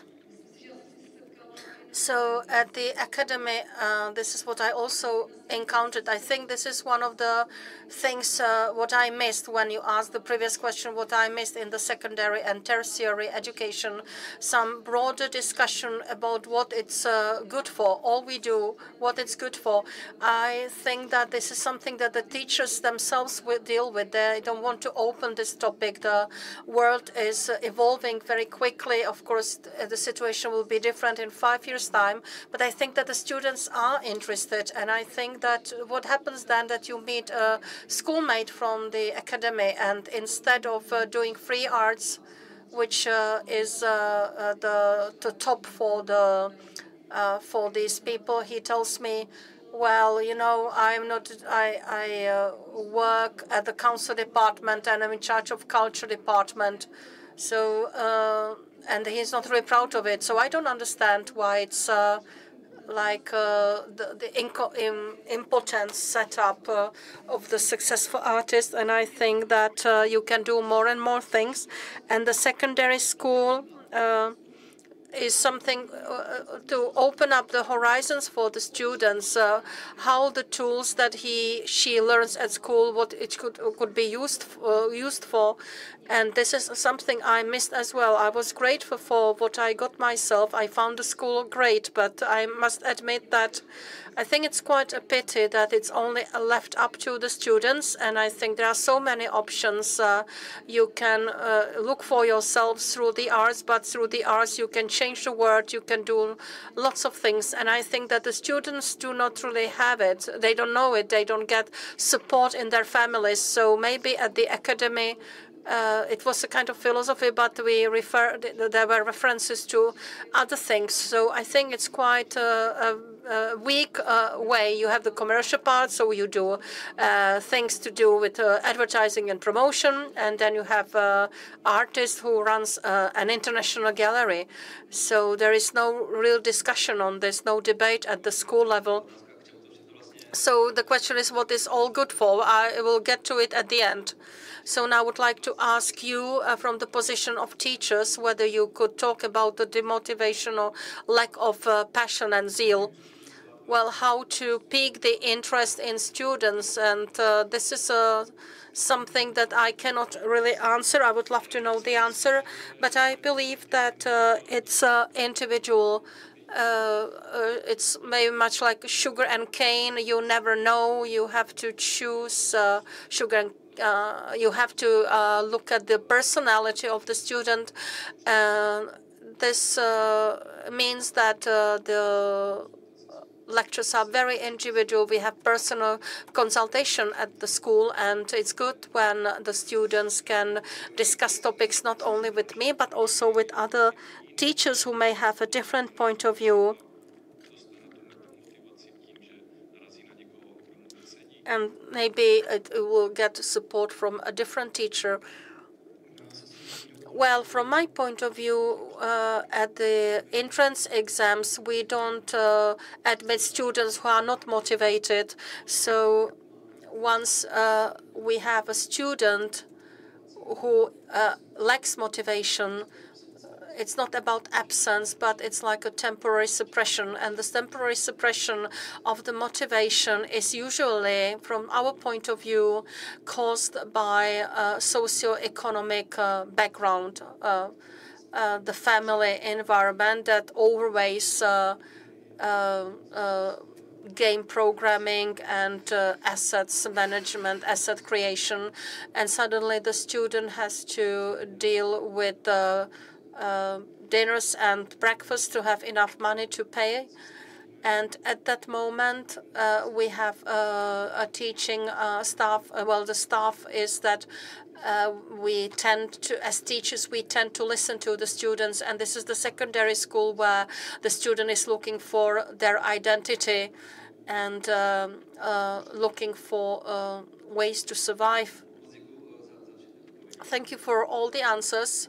So we will now move to the next field, next area of questions. So now I would like to ask the exceptional nature of shoes. And as all of you have experience with shoes at secondary school and with universities, I would like to ask you how you view the specificities of secondary arts education. So there is another quote.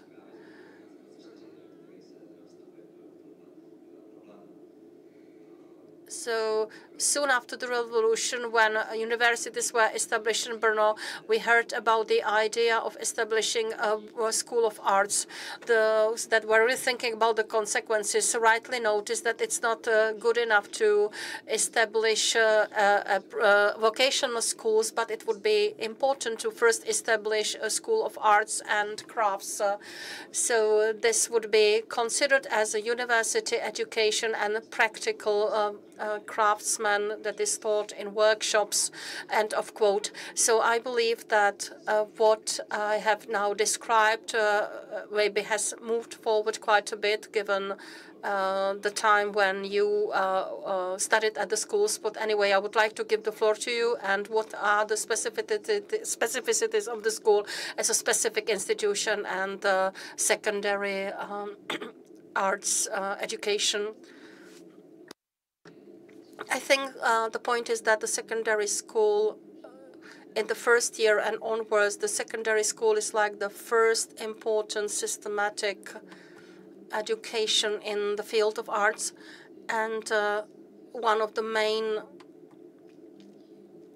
tasks of the school is to retain the interest and the motivation and to move the students forward and outline specific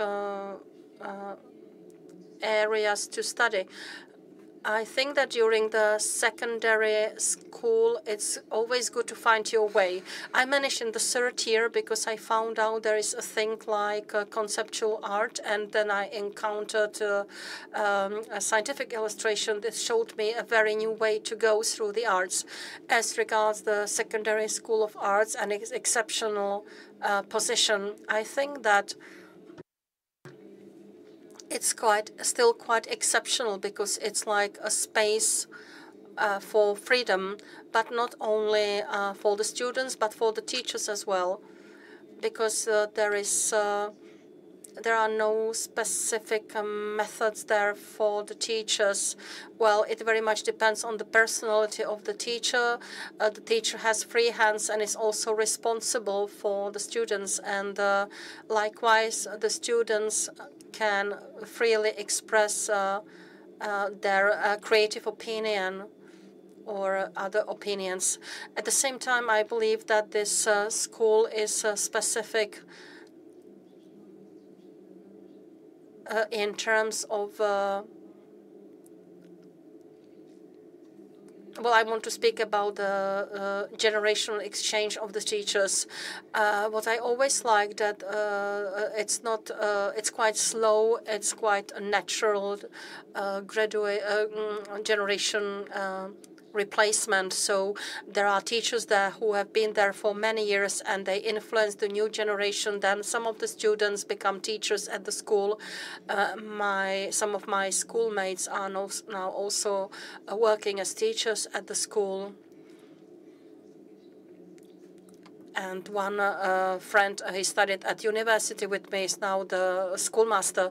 So there is still an ongoing linkage.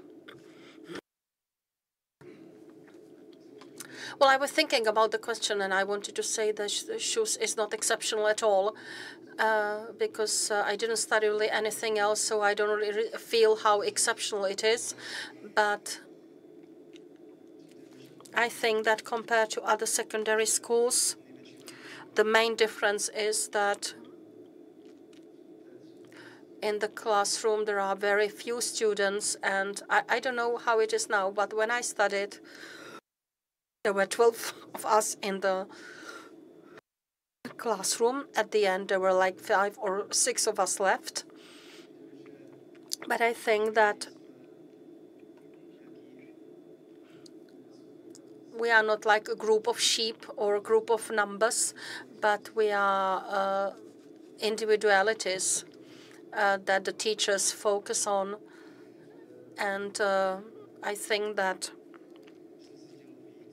I felt more like being a part of the team, more like in a family. Maybe it's different if I studied at the grammar school, but of course I cannot tell because I didn't study at grammar school. But what I also find exceptional about the school is that when I decided to create 50 posters for free, I got them. And it was a major difference when I went to university and I didn't get anything free. So I felt the firm grounds I could do whatever and I would be always supported by my school. Well, I don't know how to put it simply. I think that the school is exceptional in many ways, but I think that the secondary artistic education is similar to primary school. The first grade, it's not about learning something, but you need to understand what the school is good for. And in ideal case, you should establish a relationship for lifetime. So if you manage, it's not really that important what you are going to do next. And it's not, of course, simple. Sometimes Vladimir Kokola told us, just do whatever you want. But the most difficult thing is to find what you want. Sometimes it takes a lifetime to find out what you really like. And the person is struggling. So I don't really know any other school like that. In other schools, you have topics to learn. You can come up with new fields. You can talk to all the students. You can talk to all the teachers. So I think this gives it a specific position amongst other schools. I think that Shush is exceptional. It's an exceptional school. I can make some comparisons. I also attended other schools, but I think that the spirit is similar in other secondary schools of art. In Prague, for example, I very much appreciate the free, liberal, individual approach of the teachers. When I went to this school, and of course I'm trying to carry this message forward, so maybe this is what makes it exceptional. And the student is given great space for individual expressions, especially at the higher grades. Before that, by mistake, I studied grammar school. It was nice. There were great teachers there, but there was a different spirit. Of course, it's more about Husova, I don't know, Francouzská street school, but there is really quite a special approach in the school. I will speak about the gaming because, of course, this is what I understand most. And as regards the Kmart and the gaming education, we have opened up to other schools, secondary and secondary schools and universities, telling them we are creating something new. We don't want to keep it to ourselves. We want to share our ideas, how to teach it, and we are looking for ways to teach it. And the energy that there is in the school is shared, and in the course of the know-how sharing, how to teach, we were traveling to other secondary schools, schools of art and industrial secondary schools, and the will across all the levels, the management of the school, the teachers and the students themselves, is something that makes our school exceptional, because each school, other school I saw, always had somehow got stuck at some of the levels, and this is what makes SCHUS different and great. I'm glad that we finished in such an optimistic manner, since you all mentioned a certain type of or level of freedom for those who study, and there's a continuity or tradition that creates a specific milieu and a spirit of the school.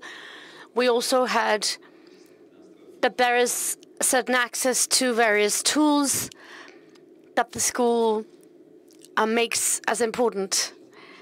Time's running, and therefore I'd like to move forward to the last question, which we have partly touched upon, actually, and that is the purpose of the school. I would like to mention a brief quote from the 100-year-old tuition or curriculum plan. It's important for us to uplift the development, the artistic development of the school, the purpose as it was defined at the beginning. I expect that the purpose perhaps could have changed for a while or over the years. What were the major shifts, do you think? How do you see the ethos of the school? What it is and what it could be?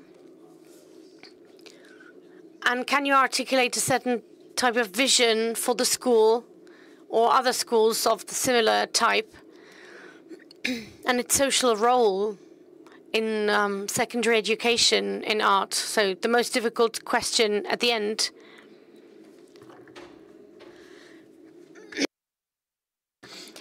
The role is an educational one, and we could say that and end it with that.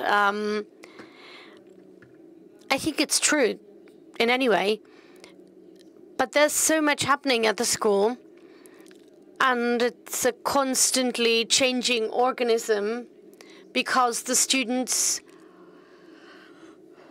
come and go. There are constantly some people arriving and some people leaving into adulthood, to other schools, to work. What I wanted to say was that there is a certain number of personal connections that are irreplaceable. It always depends so much on the group of students that gather in a class. That's probably the most important thing for each student. What sort of group, what sort of collective is created there, what sort of teachers they get. What is the group of teachers who teach you, and does it fall into place? Or is there something significantly missing? I think that that's quite important, and at the same time, it's difficult to influence in time, really. When it comes to some sort of transformation, after 2 years, I've just realized how the different departments have changed, which is, of course, linked with the time that doesn't wait for anything. Everything evolves, and the school doesn't wait and adjusts the offer partly to the demand, partly to the current conditions. And at the same time, the school has to prepare the students for the fact that their knowledge is not going to be enough for the rest of their lives, that everything is changing and developing, all of the departments, all of the sections, and therefore, although I do not like the word flexibility, that is what will be necessary in their field of work because everything is evolving.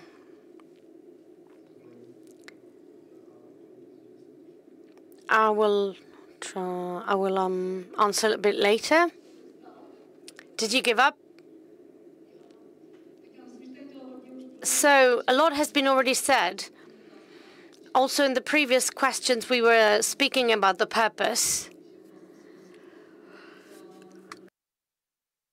saying that the purpose of education at the secondary schools is to accept the students who've arrived with certain motivation, and that motivation should be developed, and a relationship should be developed, ideally such that would last for the rest of their lives, and also to show them all the possibilities that can be achieved. And that way, with that, I'm coming back to what I've already said. It's a mistake to divide the graduates to successful ones or unsuccessful ones, depending on whether they pursue art as artists or whether they have another job. The school can educate cultural people. Culture is always on the edge. It's always the first victim of any budget cuts and everything. And I'm not really an advocate for the development or the spreading of art in the sense that there should be an art school in every town. We shouldn't educate crowds of people, but we have to see what to do when there's such an absence of artistically educated people in schools. We should have successful graduates in public authorities who divide subsidies successfully. They can teach in schools. My pupils, my students who teach at primary schools feel as if they were complete failures, and yet I think they're doing one of the most important jobs they could do. So I think that's a very important task for the future, is the question of success and what it actually is, what it actually means. Yes, I can only agree. I think the basic meaning and purpose is the cultivation of the student's personality. As you mentioned, you went abroad with your class. You've seen lots of exhibitions and galleries. And of course, you got some education in your craft and in your field. And sometimes when I look at my graduates, some of them did not even go to academies or did not even aim to go. And yet they have a photographic studio or they have it as a part-time job. Some of them even try to return, and they're very often successful. What the vision for the future is, I think that's difficult to say. I don't have a glass ball available.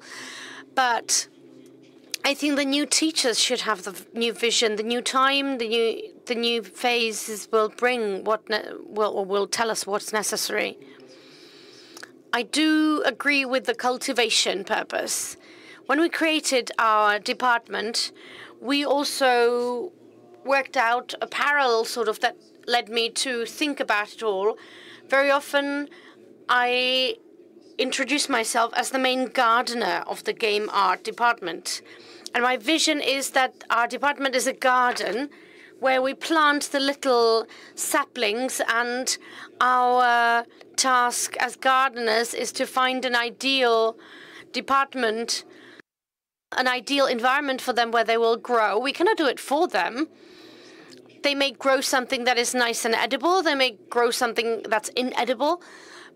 But we need to provide them more sunshine, less sunshine, more darkness, more or less rain.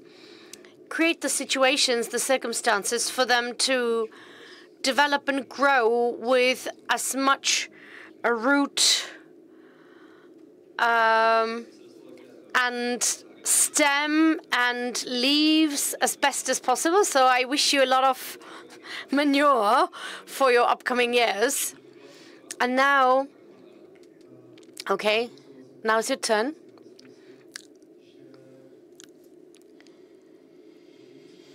I think the most characteristic element of the school is a form of common culture.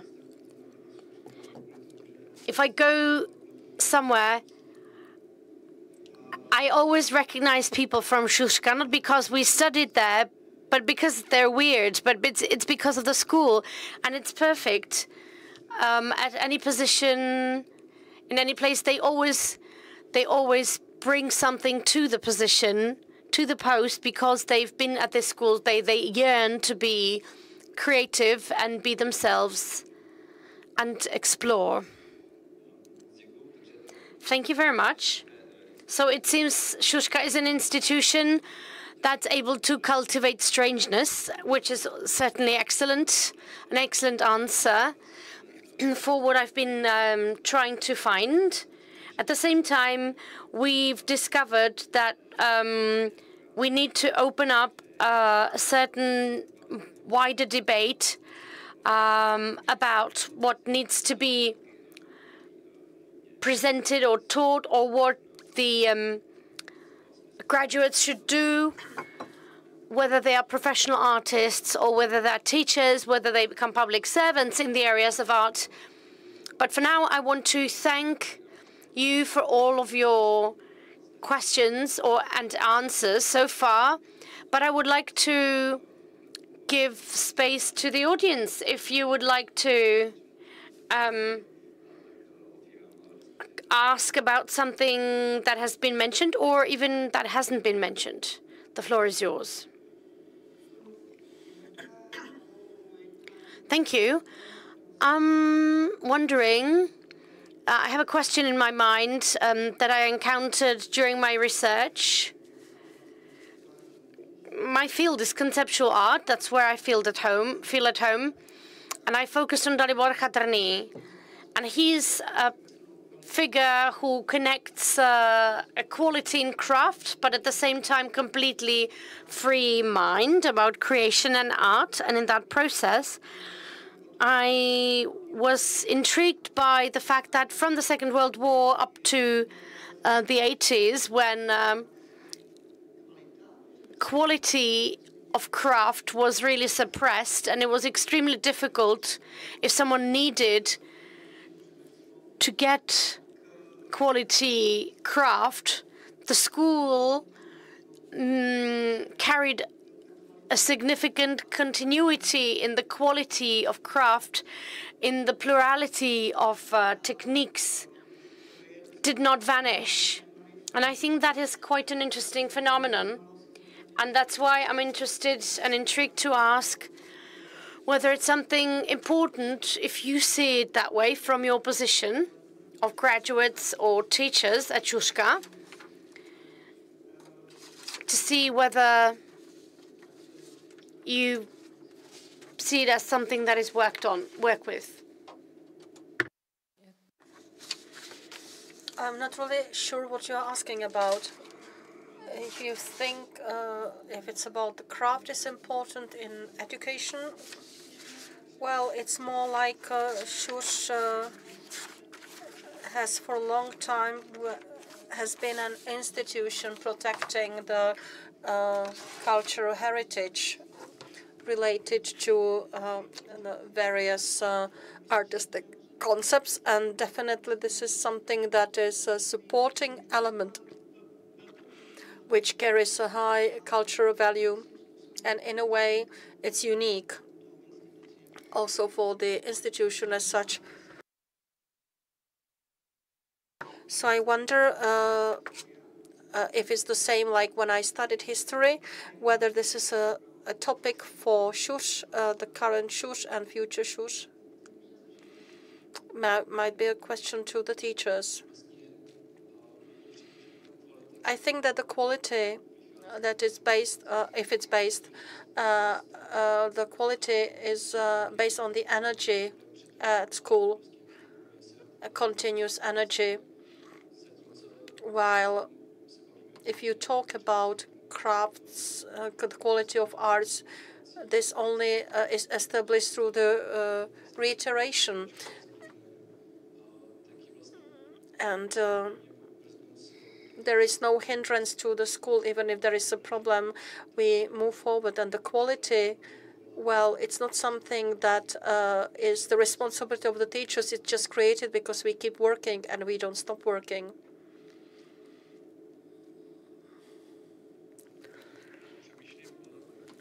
Well, maybe in the 1950s and 1960s, it was also caused by the HR policy of the country, of the school. The school managed to retain great teachers, Mr. Hruby, Mr. Staněk, and others. And they worked very well, and they managed to maintain the quality, to make it continuing until these days. Well, maybe just my experience shows that when I came to the academy, I studied graphic design and we came to the workshops, so there was no one there to teach us the techniques. I was the only one who knew, who could master all the techniques, who could bind a book, who could make calligraphs. In fact, I had a huge leap start, and I was quite surprised that no one really teaches me to fix the canvas. You had to do it all yourselves. You had a technician in the workshop who was supposed to help you, but there was no one there to teach you. And I didn't realize this back at the school, but at the academy then, every other person asked me, can you tell me how to do it? So went together with Mr. Odanin, we made etching. He showed us things that when I came to the academy and we did this, even the teachers went to see what I was doing. So this is true. So this is what I experienced myself at the school for 4 years. We really, every year we had like 2-3 graphic techniques we studied in depth. We went to study the graphic design abroad, the calligraphy. For 2 or 3 years, we trained all kinds of writing. Of course, it may be quite absurd from today's point of view, but it helped me a lot in the studies. You can decide whether you want to then use it or not, but no other students from other schools, not even from Prague, could master it well. And they did not have such knowledge in the field as I had. This is my answer.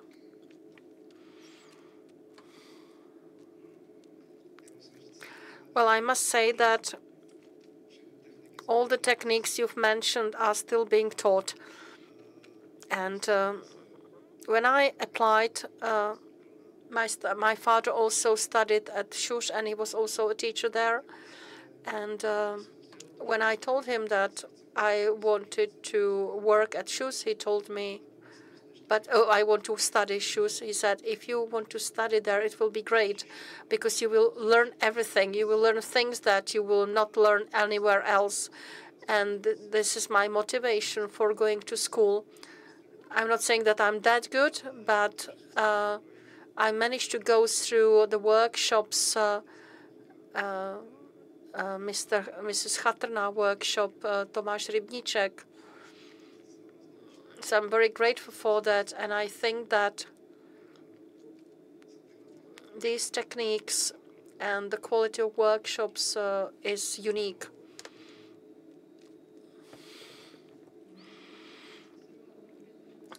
I also studied something where the crafts were important, and if you have a teacher showing you, introducing you, and you can get hands-on training, it saves your time in the future. So this is what the school brings automatically. So that's good that Schuss meets these requirements and provides the basic expert skills and craft skills. So this brings me to the beginning when I was speaking about the free and applied arts. So if you have other questions, other comments, please feel free to ask.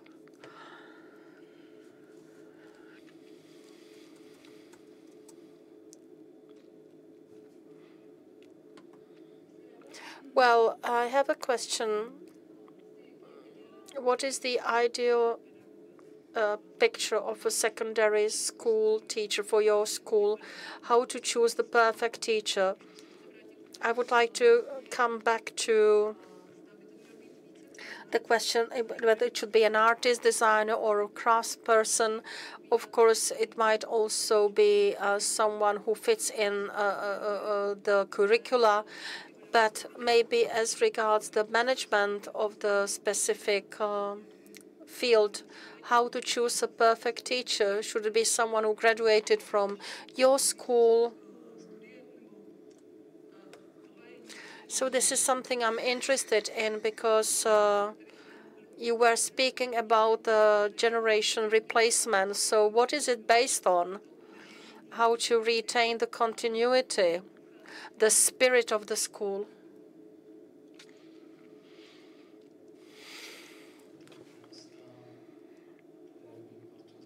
Well, in our game art studio, although we don't really have anything to follow up on. We have the first graduates, but my colleague or my team is set up. We have some previous students in our team. I've been there for 8 years. For 4 years, I was in a different department, so now I'm into gaming, programming. But when you develop when you set up the team, you are trying to have a variety of people so that the students can have something to choose from. And currently, I'm in a position when I know what my students are, and then based on the students, I selected the teachers, which is probably something that will not be that successful in the future. And my ideal team is 50% young people, energy, understanding the young brain, and other 50% in ideal case should be people who have been doing it for a long time and they know how the techniques work, how the methods work, and these people must understand each other. And the task of the boss is to facilitate the discussion and bring it to the students.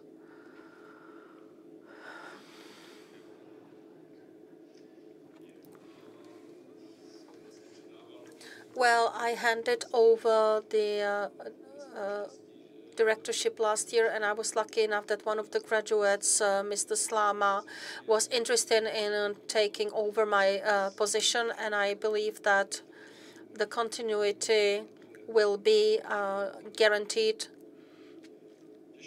It's hard to say whether it should be someone who graduates from the school or from someone from outside. Maybe it's better if it's someone from the outside, because then he can bring in new ideas, new approaches, so as to avoid greenhouse effect when you have the graduates who keep teaching there. So it varies. So this is quite a sensitive mechanism, and you need to pick and choose who you want to work with or you don't want to work with, so that the atmosphere is favorable. And then I think this will then be reflected in the work of the students.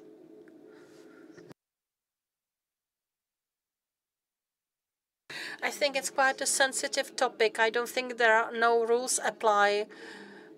I think that it's important to make sure that the good and interesting people really want to teach, because it's not really automatic. Recently, with the petition at the academy, the topic was who is teaching there. But when you look at those who apply, it's not that you have an older generation. I would really like to have older generation teaching there, but if they don't want to, if they are not motivated, who can you choose from? So I think it's also related to the secondary education and primary schools. I well, the visual arts at primary schools should be totally abolished. Maybe it makes more sense to meet for a week and create something in an intensive way rather than what they do at what my younger daughter does at primary school. So I would do things differently. And I think that it's important to focus on the motivation. So you have a group of interesting people who don't want to teach. So the question is why?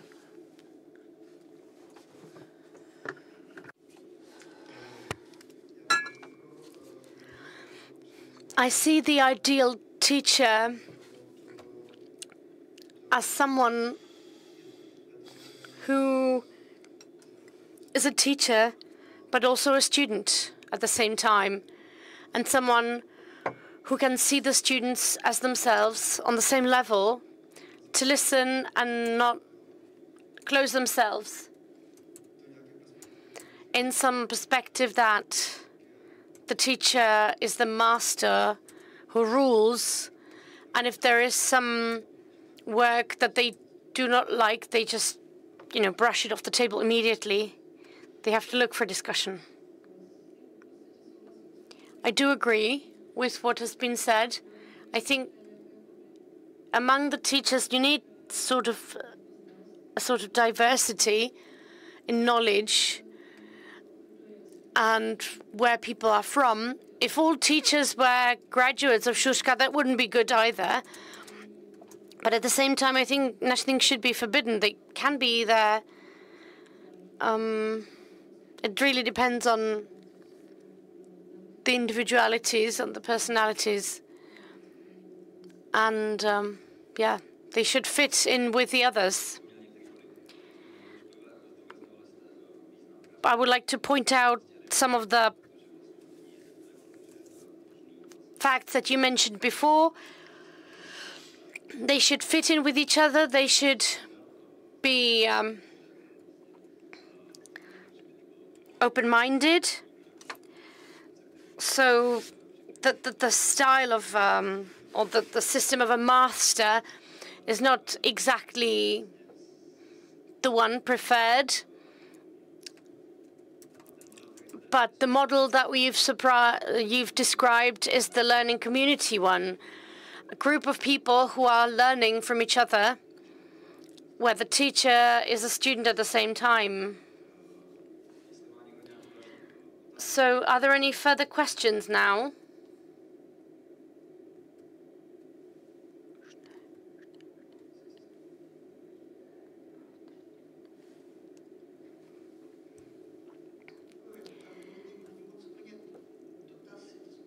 Thank you. I don't have a question really, but more a suggestion that I came up with when working with the material. I was looking at the post-war period of Šuška, and it's been constantly containing the struggle of how the unified system of our educational forms dictate the forms that limit the art education, and they are not adequate to this type of education. On the other hand, yesterday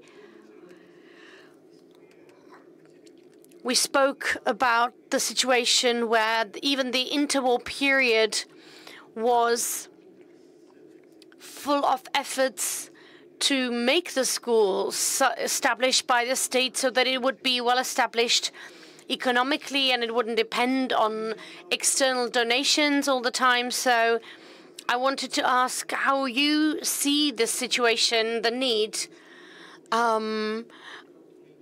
of arts education in the sense of the need for a secondary school. Can you understand what I mean?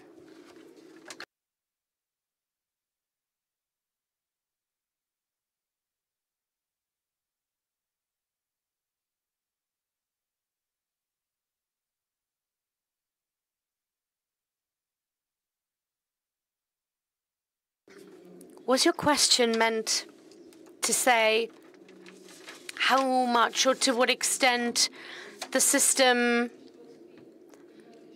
tightens you or limits you. I think there's still plenty of freedom, at least compared with other universities or other faculties. There's certainly still a lot of freedom in the artistic world. The pressure is not as significant. From my perspective,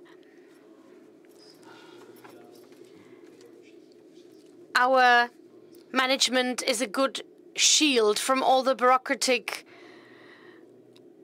efforts or tendencies that perhaps may be there, but we as heads of departments do not feel the pressure. Sometimes we hear them swearing in the headmaster's room, but that's where they are the bumper with the system. And our department, the game art department, is basically graphic design department. And it's a big movement in the system, but still within the borders of what is possible. And currently the system is working well, and the question is how it'll work in the future. But I think that we are open enough to work within these boundaries. Just briefly, I hope that the system is not strangled. I don't think we as teachers allow it. Perhaps our current students could tell us something else. None of them are probably here.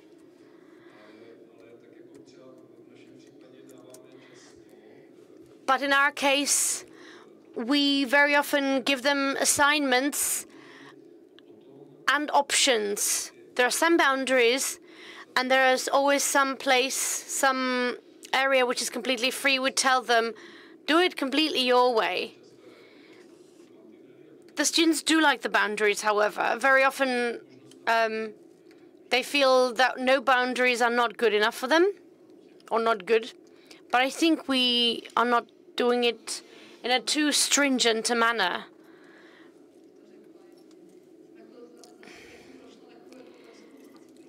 I've gone through quite a military style of discipline at the Academy of Arts.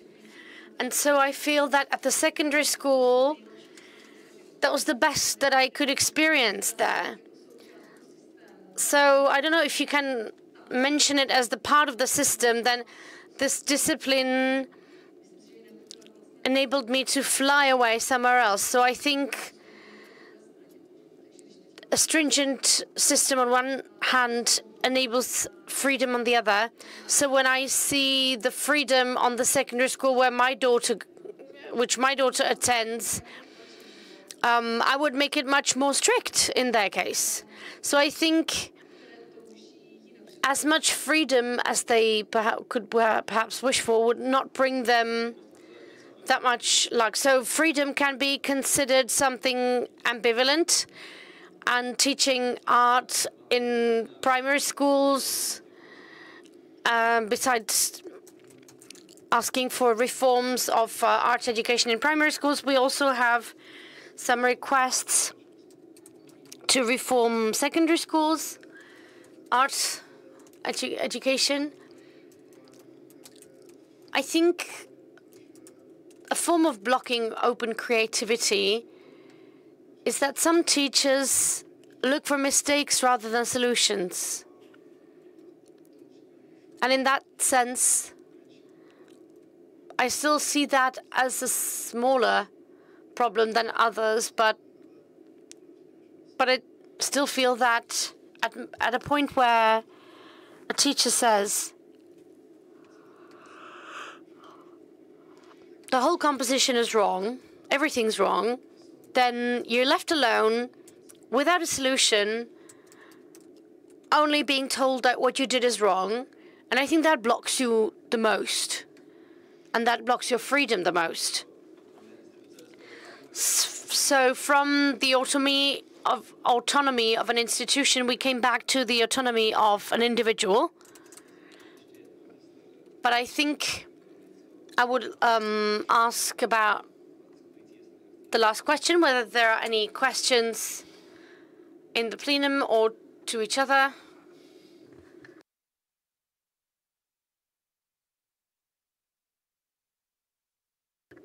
chance for the final question. If that's not the case, then I want to thank all of the participants in the discussion. I think I want to thank all of those who discussed and those who didn't discuss for paying attention, and thank you very much.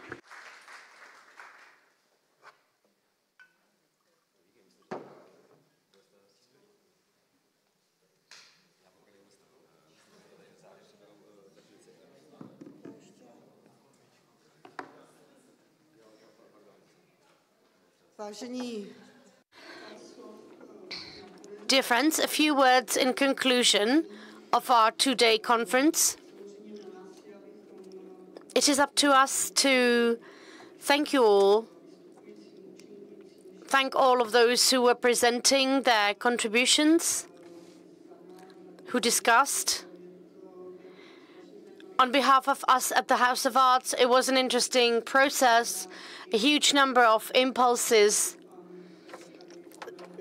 notwithstanding the fact that in 1 year's time we should meet here and look at an exhibition which will be the result of our research, and also the 2 days full of discussion. Thank you, everyone, and the team of the House of Arts, and of course, to our interpreters, translators, and technicians, which was very good, and great thanks mainly to the main leader of the whole project, to Lada. Thank you. I'm not going to make it any longer. I just want to thank everyone, to Shushka for giving us an interesting space for studies, and also living persons who tell us what the gardening is like, how interesting it is, what an interesting multimedia thing it is, and I look forward to next year's exhibition, and I hope to be available to you next time.